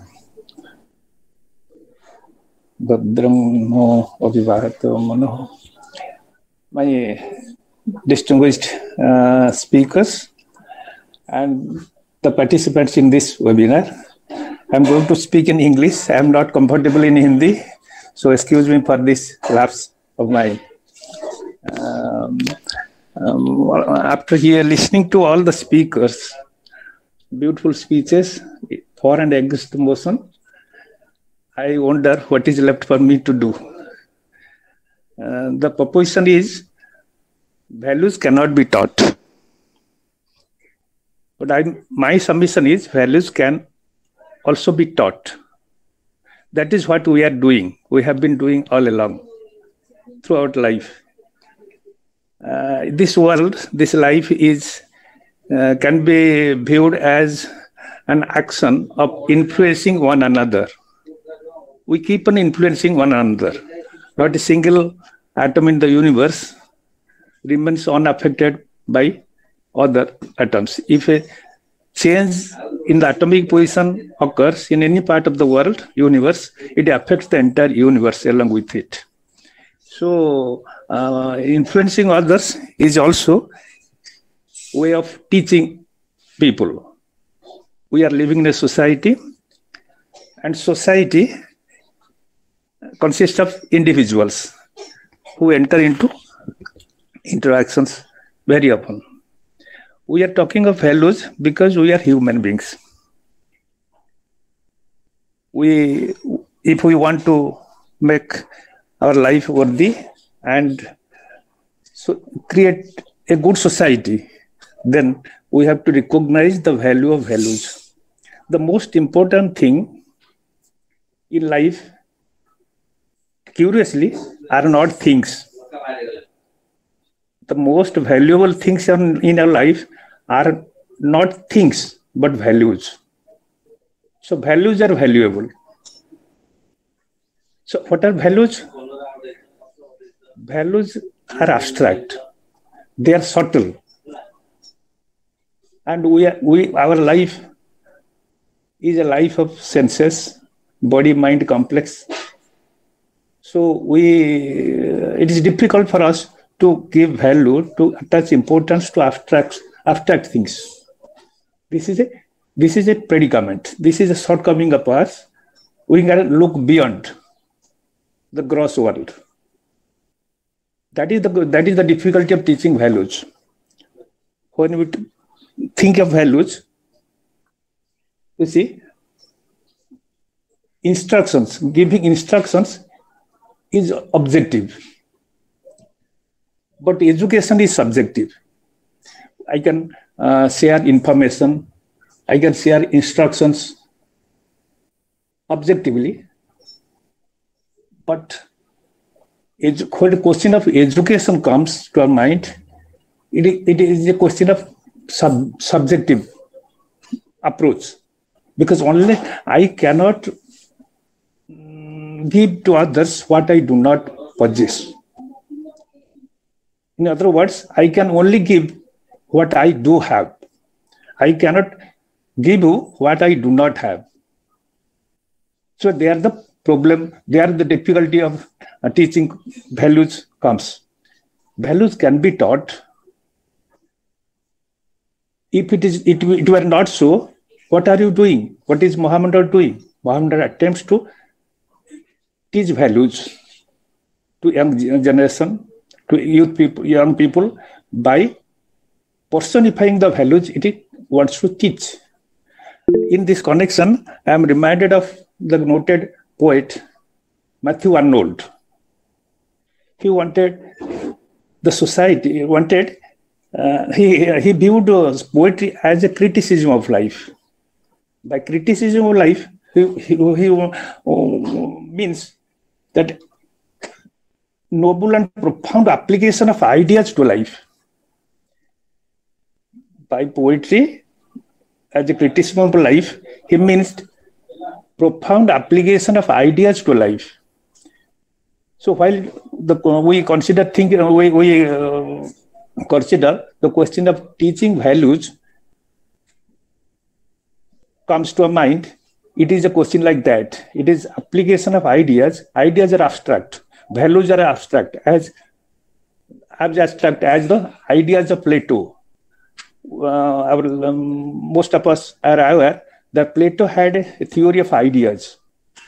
Ideas are abstract, and human beings are copies of those visible world is an imitation of the idea of the world.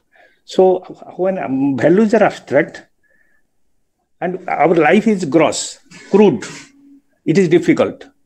So who can teach values?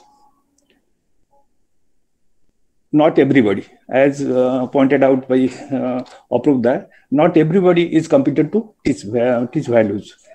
Even not everybody is competent to become a teacher. When we think of teaching people, teaching is also a highly professional job. A lot of competence, a lot of training, discipline necessary to become a teacher. And when teaching of values is concerned, much more competence is necessary, because values are not crude things, not material things. Values are abstract. Unless I embody the values I want to preach, nobody is going to listen to me. So what are values? Values are abstract, and values are concerned with human beings, not animals. If you think of animals, then ahara, nidra, bhaya, maithuna, these are the values that animals can value. So human beings value values only because human beings have aspirations. Human beings are not satisfied with their gross living, with their animal living. He wants to rise above animality and above bestiality, above the gross level. So he has a higher aspiration. That aspiration leads him to follow the abstract ideas which he values most. Like nowadays we come across rampant immorality and corruption in society. That is a very discouraging thing. But think of a farmer. Farmer sows seeds, good seeds in his field. But many weeds develop. He didn't expect that. He doesn't feel sorry for that. He keeps on removing the weeds. That is how we have to deal in society. Because in society, many people will be there like weeds. We have to keep removing those weeds. In society, in this case here, weeds are not human beings. Weeds are those emotions, lost anger, greed, all those jealousy, selfishness, these are weeds. Like weeds, we have to keep on removing those weeds with the help of our sharpened intellect. Because intellect is an instrument, is a tool which you can make use of to discriminate what is right, what is wrong. Because human beings are thinking creatures, that is why the limit to the human quest can be defined by what is true. What is true? Because truth, in search of truth, humanity has been exploring. Think of science of field. Science is a field of science or spirituality. What is ultimately true? Man has been exploring from time immemorial. And truth, with the moment our research discovered that man is divine. Divinity is birthright. That was the limit of that exploration. That is the highest thing, the highest value that we can think of. In this connection, Gabanda used to tell us the story of the creation. When the Creator created this universe, he couldn't be happy. When he could create man capable of realizing the Atman. He felt satisfied, Creator felt satisfied. So this value refers to the satisfaction of being actual or actualizing the potential. Unless man actualizes potential, his exploration, his quest, his journey will continue. And it continues till man discovers his own self, his identity.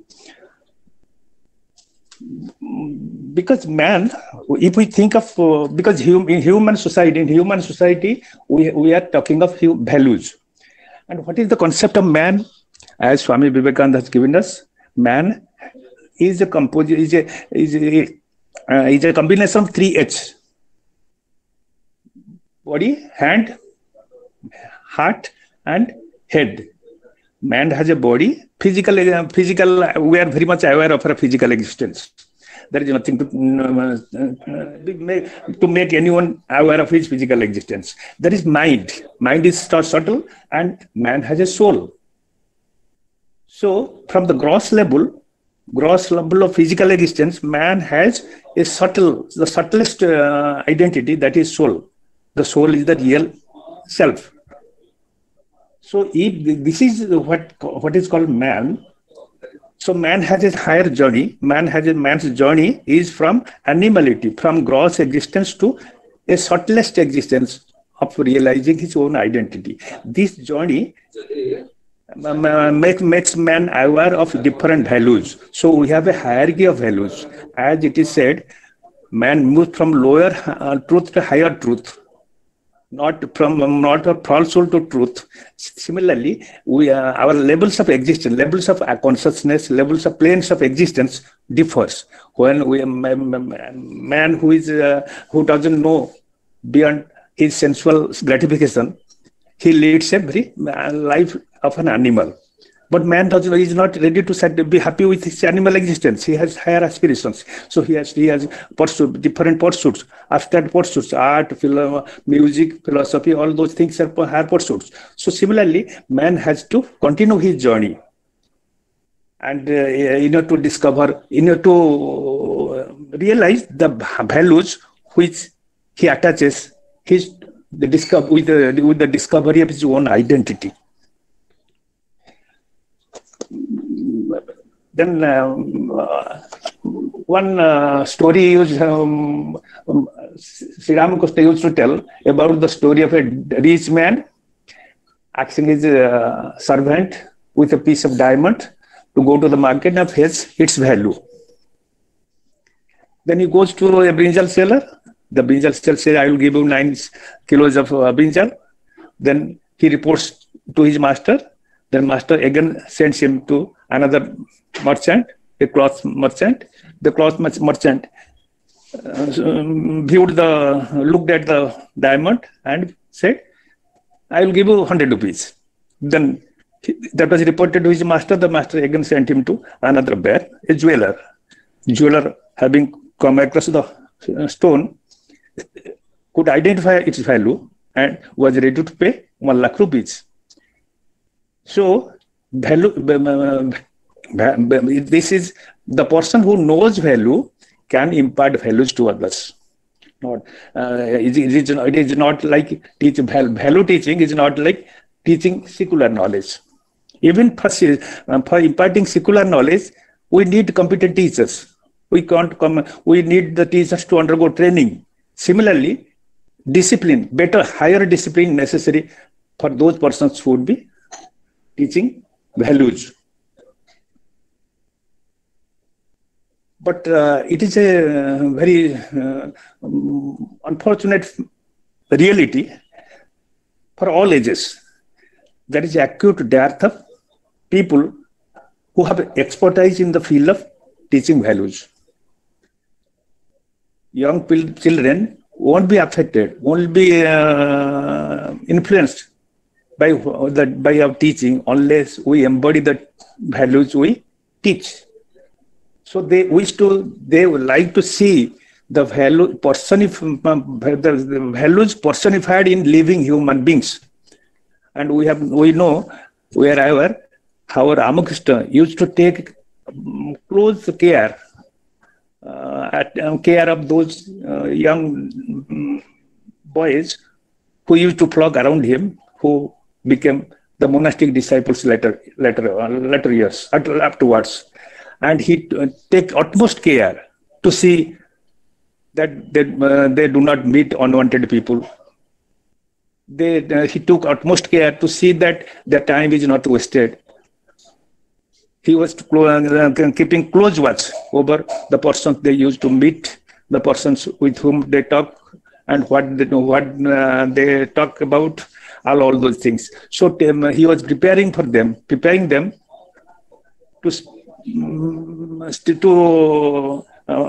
teach the humanity at large the greatest value that human beings embody, that is divinity.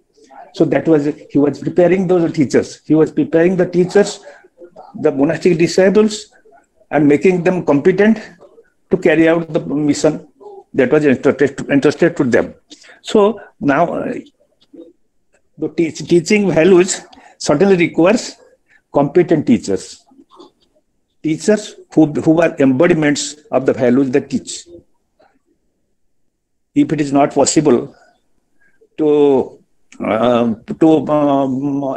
100% the values we teach, at least we can be approximate to the values we like to impart to the young. So teaching values is a very difficult area because government is not able to get the adequate person. The society has to, yes, I was talking about Matthew Arnold. Matthew Arnold used to believe there should be a current of good ideas, noble ideas, good ideas in society. The society should become conducive to the growth of human talent, growth of the values that we want to impart. So that is the responsibility, bigger responsibility of all of us. Because unless we become simple talkers, our efforts are not going to fructify, are not going to be successful. So in order to impart values, we must be competent. We must embody those values we talk about.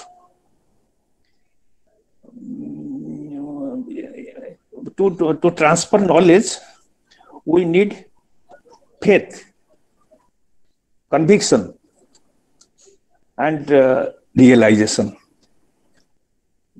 Because teacher is not an ordinary job holder. Teacher is the builder of a nation. Teacher is a maker of human beings. As we are talking about man making character building education. So as members of Mahamandal, we know the responsibility of being a member of Mahamandal. So Is it time? Yeah, almost it is up. So let me conclude. So Gita, in Bhagavad Gita, we have in the 18th chapter, we have 3 verses which talk about what now tastes good may taste better later. Bitter later on. What is bitter now may taste nectar like afterwards. Therefore, the reign of money and desire must be kept within the hands of discrimination, viveka. Artha, kama must be kept within the hands of discrimination until we are capable of transcending those artha and kama to obtain real peace. So real peace being our goal, and we must keep all those things under control, and we must follow the hierarchy of values. The values which we consider important at the present may be superfluous afterwards. So we have to rise in the scale of ladder of values as we proceed from our animal existence to the discovery of our divine identity. With this, I conclude and wish to thank all the organizers and participants for their present hearing. Thank you. Okay, thank you, sir. Actually, you started saying that you are going to speak against the motion, but eventually you concluded speaking for the motion because that is what is our objective also. No. I didn't talk for the motion. No, I am in favor of the most proposition. My submission is values can be taught. Yes. But competence is necessary. So the unwritten words are that it can be taught, but by competent persons, and which you actually only added that. So that was our objective, and we are successful in our purpose. Anyway, thank you very much. Now, Sukanto, I'm directly going to our 3 students, those who are actually regular participants of our study circle, and I hope they are present there. Aditi, and then Snigdha, and another one, Sonal. Are you 3 of you are present? Yes, sir. Okay, Snigdha is there. Aditi? And Sonal is there? Aditi is joining. So, Snigdha, you can start.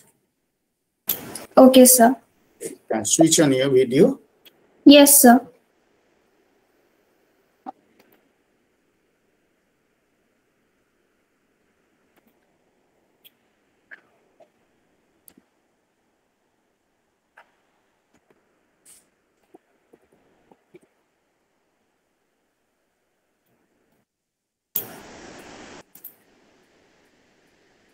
Good evening, everyone present here. Today, I would like to discuss some questions, and we'll also be discussing on the topic values cannot be taught. First of all, what is the meaning of the sentence values are taught and not caught? It means that values or behaviors are learned from people who practice them. Your video is off. Your video is off. Sir, actually, I don't know why it's not working. Okay. Then continue. Okay, sir.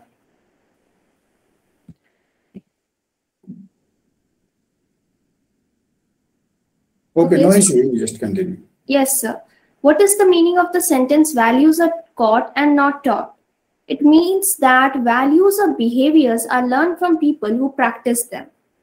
Instead of being told, we catch these values by seeing them live by example. Values cannot be taught or learned. Yes, values are important. The world needs people with strong values. Now, what are the factors affecting values formation of a person? It includes home. Parents have the greatest impact on a person's life. Parents try to teach their child values. You should do this. You shouldn't do that. All that happens is that these teachings very quickly become boring moral lectures. Parents should teach by example. Provide an environment wherein the child discovers his own values. Instead of doing the preach to their children, you should always speak the truth. And then they themselves ask their child to lie. Their boss, that Papa has a fever, because they want to stay at home to watch the World Cup finals. Most parents confuse habits with values. Keeping shoes in proper place, cleanliness, waking up early, etc. are not values.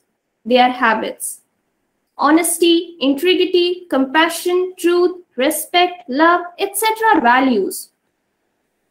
Now, in schools, can at least one period a week be dedicated to an explicit discussion on values? At one level, the question if values can be taught is like asking if any subject like history, geography, or mathematics can be taught. Yes, values can indeed be taught as a subject. But since it's a subject that doesn't deal with facts, and since we cannot always claim to be more conscientious than each student, it merits a completely different treatment. Simply put, moral values are not taught but caught. Thank you. Okay, nice, Snigdha. Sukanta, you will also agree with me that particular point which she actually mentioned here is very, very much relevant, that we confuse values with some good habits. Just like early rising, keeping shoes in proper place, isn't it? Yes, So, absolutely. yeah, though cleanliness, tidiness, they are also values, but these are not all about values. More importantly, that honesty, integrity, hard working, then sympathy, these are true values. And thank you, Snigdha, for pointing out that one important aspect of our discussion. Now I will go to Aditi. Aditi is there. Yes, sir. Okay. I think you don't have any problem. Yes, continue. A very good evening to everyone. This is Aditi Pandey from Standard 8C of Ramakrishna Mission English School, Sidgoda. Today, on this occasion, I would like to discuss on our main topic, values cannot be taught. Before going on to the details. Aditi, your fan is visible clearly. Yes, sir. Okay. Before going on to the details, let us know what are values. Why is it necessary in everyone's life? Values are the only which help us to take decision in life. It is the basic foundation of being a human. And if the foundation is not based on values, it is not strong enough to hold up for troubles.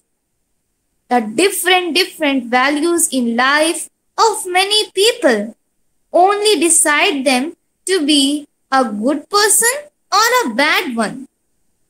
Values like honesty, integrity, and sympathy must be the basis for starting a good and honest life. And when it comes to the continued values of a family from generation to generation, the question comes, how can we bring it in the modern generation? Values cannot be taught by lessons, speeches, or books. They are accepted by an individual to follow their idol. And their idol can be anyone, whether their mother, father, siblings, teachers, or even friends, like whom he or she wants to spend the whole life.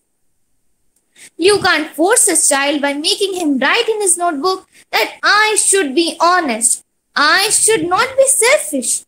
The child will never get those writings. Instead, he will take those lessons as just merely words. And until and unless he will see you, that you are honest, you are not selfish, he will be now joyfully start accepting those values and definitely plan to keep them continue for his upcoming generation.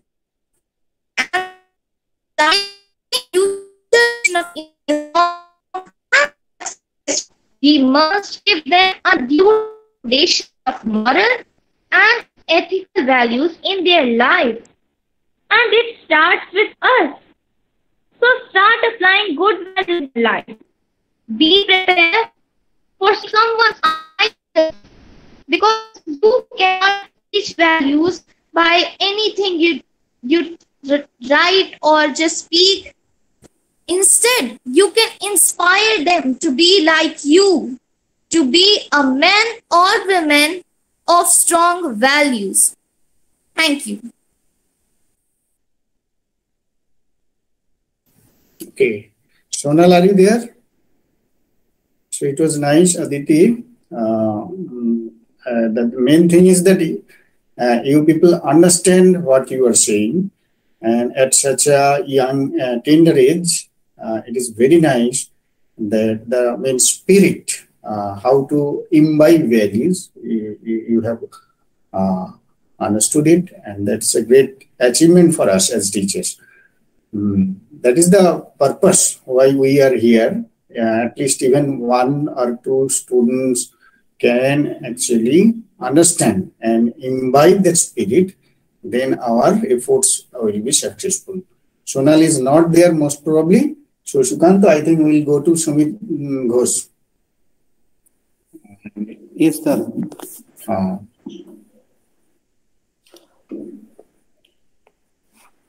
Now, a synopsis of the discussion and the debate will be presented by respected Samir Kumar Ghosh, President of Jamshedpur Vivekananda Yuva Mahamandal. Samita, are you present? Okay, yes, I am present. Thank you, Sukant Bhai. First of all, I will thanks, or I will convey my regards to the eminent and respected speakers of our today's debate, and also love to all the participants and students. Actually, आज का जो हम लोग का topic था या debate का जो पोर्शन था, values cannot be taught, इसके ऊपर जितना भी आज के हम लोग का स्पीकर्स थे बहुत अच्छा तरीका से उसका एक्सप्लेनेशन दिए।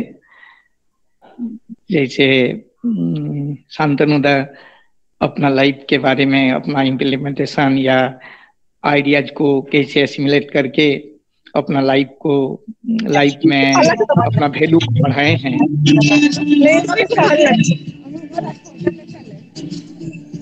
Hello hello, some disturbance is coming. Yes. मैं ऑडिबल?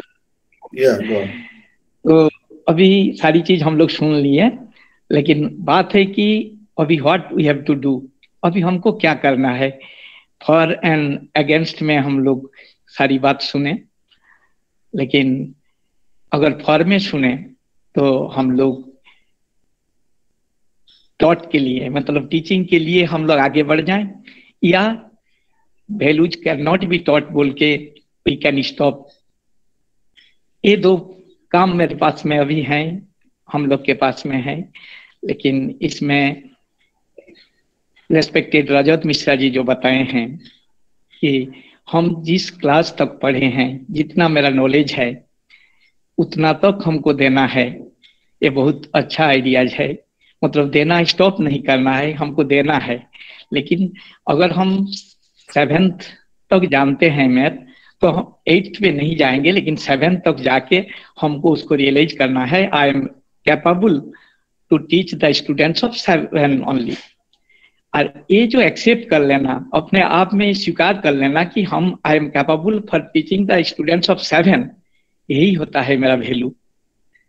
ये वैल्यू जो है कि हम ऑनेस्टली एक्सेप्ट कर रहे हैं कि हम वास्तव में क्या है, यही मेरा वैल्यू है, न कि उसी में अगर थोड़ा सा हम जितना है उससे ज्यादा एक्सप्रेस करके किसी दूसरे को जस्ट भाव को ट्रांसफर कर देना या दूसरे को बहकाव में ले आना, ये अगर सोच में है तो हम वैल्यू को इम्बाइब नहीं कर पाए, मेरा वैल्यू नहीं बढ़ा है।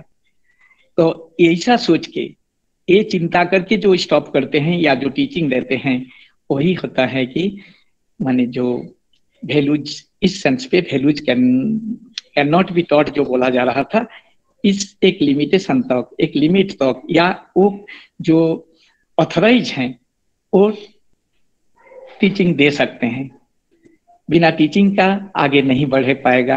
और इसी बेसिस पर हम लोग का या स्वामी जी का जो मोटो था या महामंडल का जो व्यू है, बी एन मैक, तो इस थ्योरी को हम लोग भूला नहीं पाएंगे, क्योंकि बी एन मैक इस सेंस पे बताया गया है जैसे हम भी तो होंगे, अपने को बनाना है, लेकिन मैक करने के लिए हमको उस लेवल पे जाना है जो हमसे जो नीचे हैं, हमसे जो ऊपर हैं उनके पास भले ही नहीं जा पाए, लेकिन हमसे जो नीचे हैं उनके पास जाना है।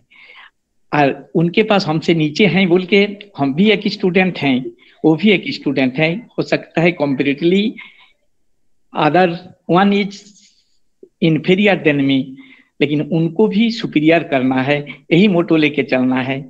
और हम से जो सीनियर है हमको उनसे लेना है, यही सोच के जाना है।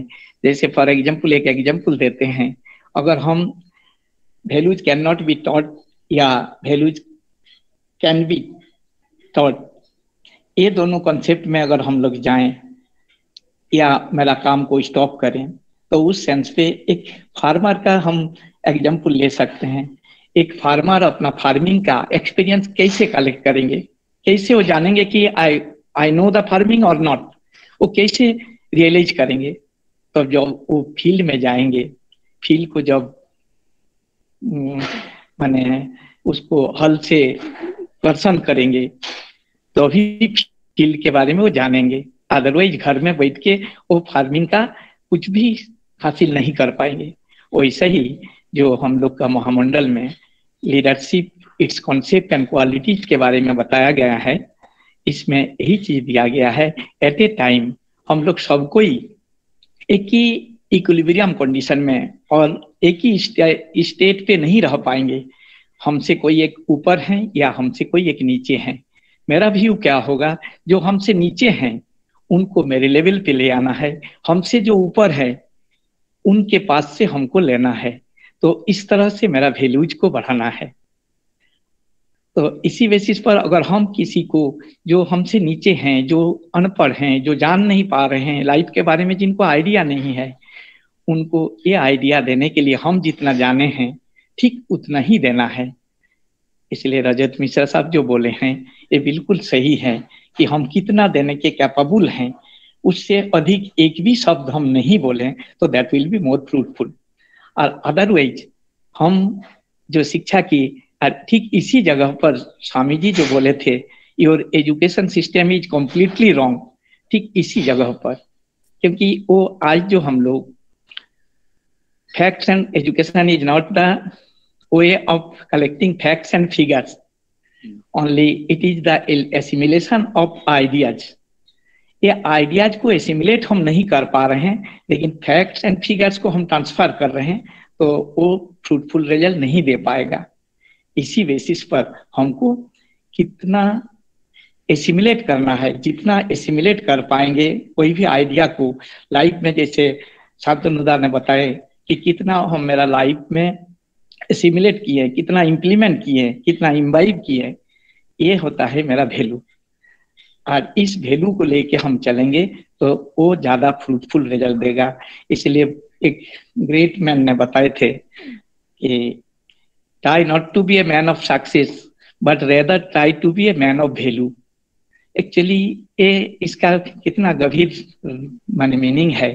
हम सक्सेसफुल मैन बन सकते हैं, 10 जगह पर 10 आदमी को बहला फुसला के अपना आइडिया या अपना बहुत सारी बुद्धि दे के 10 आदमी को मेरे तरफ मोटिवेटेड कर सकते हैं। बहुत सारी जगह पर मेरा काम आसान कर सकते हैं, अपना काम को आसानी से हम हासिल कर सकते हैं। Samita, we have to conclude. Okay, thank you. तो जिसके चलते हम मैन ऑफ सक्सेस बन सकते हैं, लेकिन मैन ऑफ वैल्यू जो होना है इसके ऊपर ध्यान देना है। अगर हम मैन ऑफ वैल्यू होंगे तो हमको किसी को, शांतनु दा जैसे बोले हैं, everybody will follow you, not to go to them. उन लोग के पास जाने का जरूरत नहीं पड़ेगा। अगर हम मैन ऑफ वैल्यू बन जाएंगे तो मेरा हो सकता है। और लेकिन जाना किस सेंस पे हम दूसरे के पास जाना है वो भी हम बताएं, जो कि महामंडल में हम लोग का दिया हुआ है। और उसी चीज को फॉलो करते हुए अगर हम लोग चलेंगे तो रिजल्ट अच्छा ही मिलेगा। Thank you.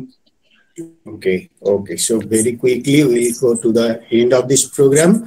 A few things we all surely agree कि हमारा जेब में अगर 10 रुपया नहीं तो हम किसी को 1000 रुपया देने का वादा करेंगे, लेकिन नहीं दे पा रहे।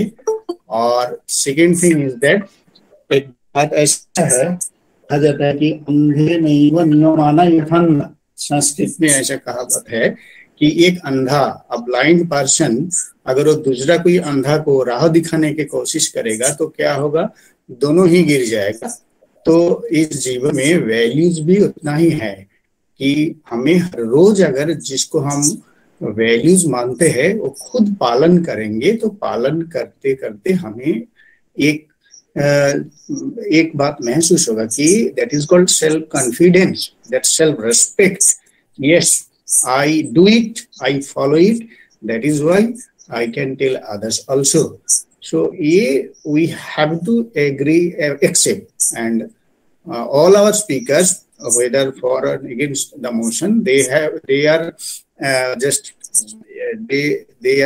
agreeing at one point that values must be taught. It is indispensable, and also it must be taught by competent person. Then it will be more effective. And if we understand they are important, we have to change ourselves. We have to make ourselves worthy. It is said, upon ages of struggle, our character is built. So there is no, you can say, there is no last date for starting the life of values.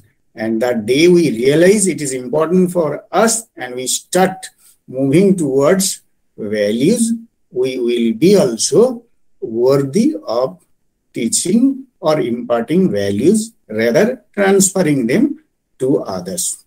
So with that, we'll go to Sri Padmalochan Ghosh, Secretary of Jamshedpur Vivekananda Yuva Mahamandal, to deliver vote of thanks. Padmalochan.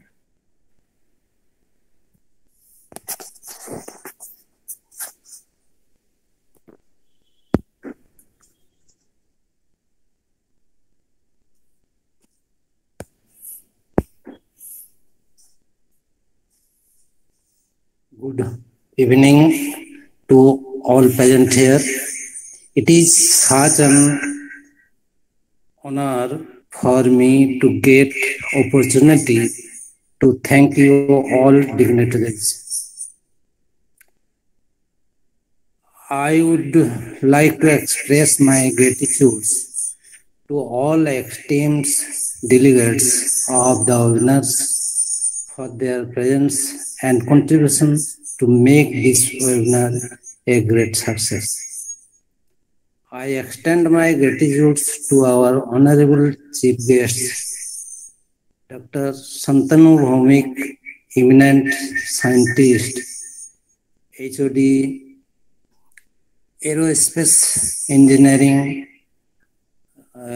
Amrita University, Tamilnadu, by his speech about the values education. I thank Sri Rajat Mishra, Human Development Coach and Consultant, for Indus Quality Foundation, founder, member of Delhi Vivekananda Mahamandal Study Circle. I thank Dr. Sushil Kumar Tiwary, Professor, Women's College, Jamshedpur. I thank Sri Rajat Mishra, Bhai, honorable members of Akhil Bharat Vivekananda Mahamandal, I thanks Alek Samal Bhaiji, readers in English and principal of Degree College, Odisha.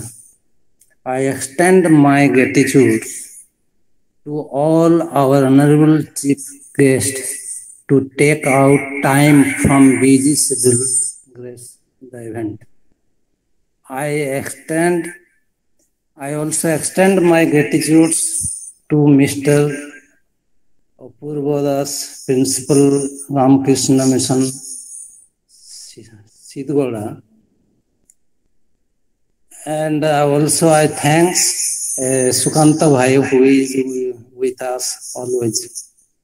My special thanks to all the listeners for making the webinars a great success. I would also request our listeners to join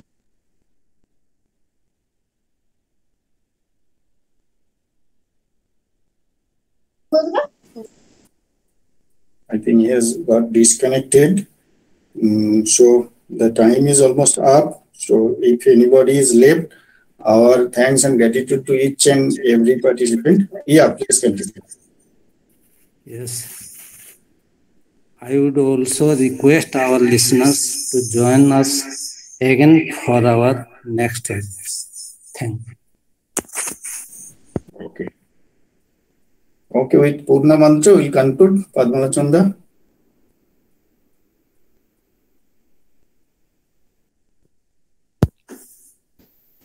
Om Purnamada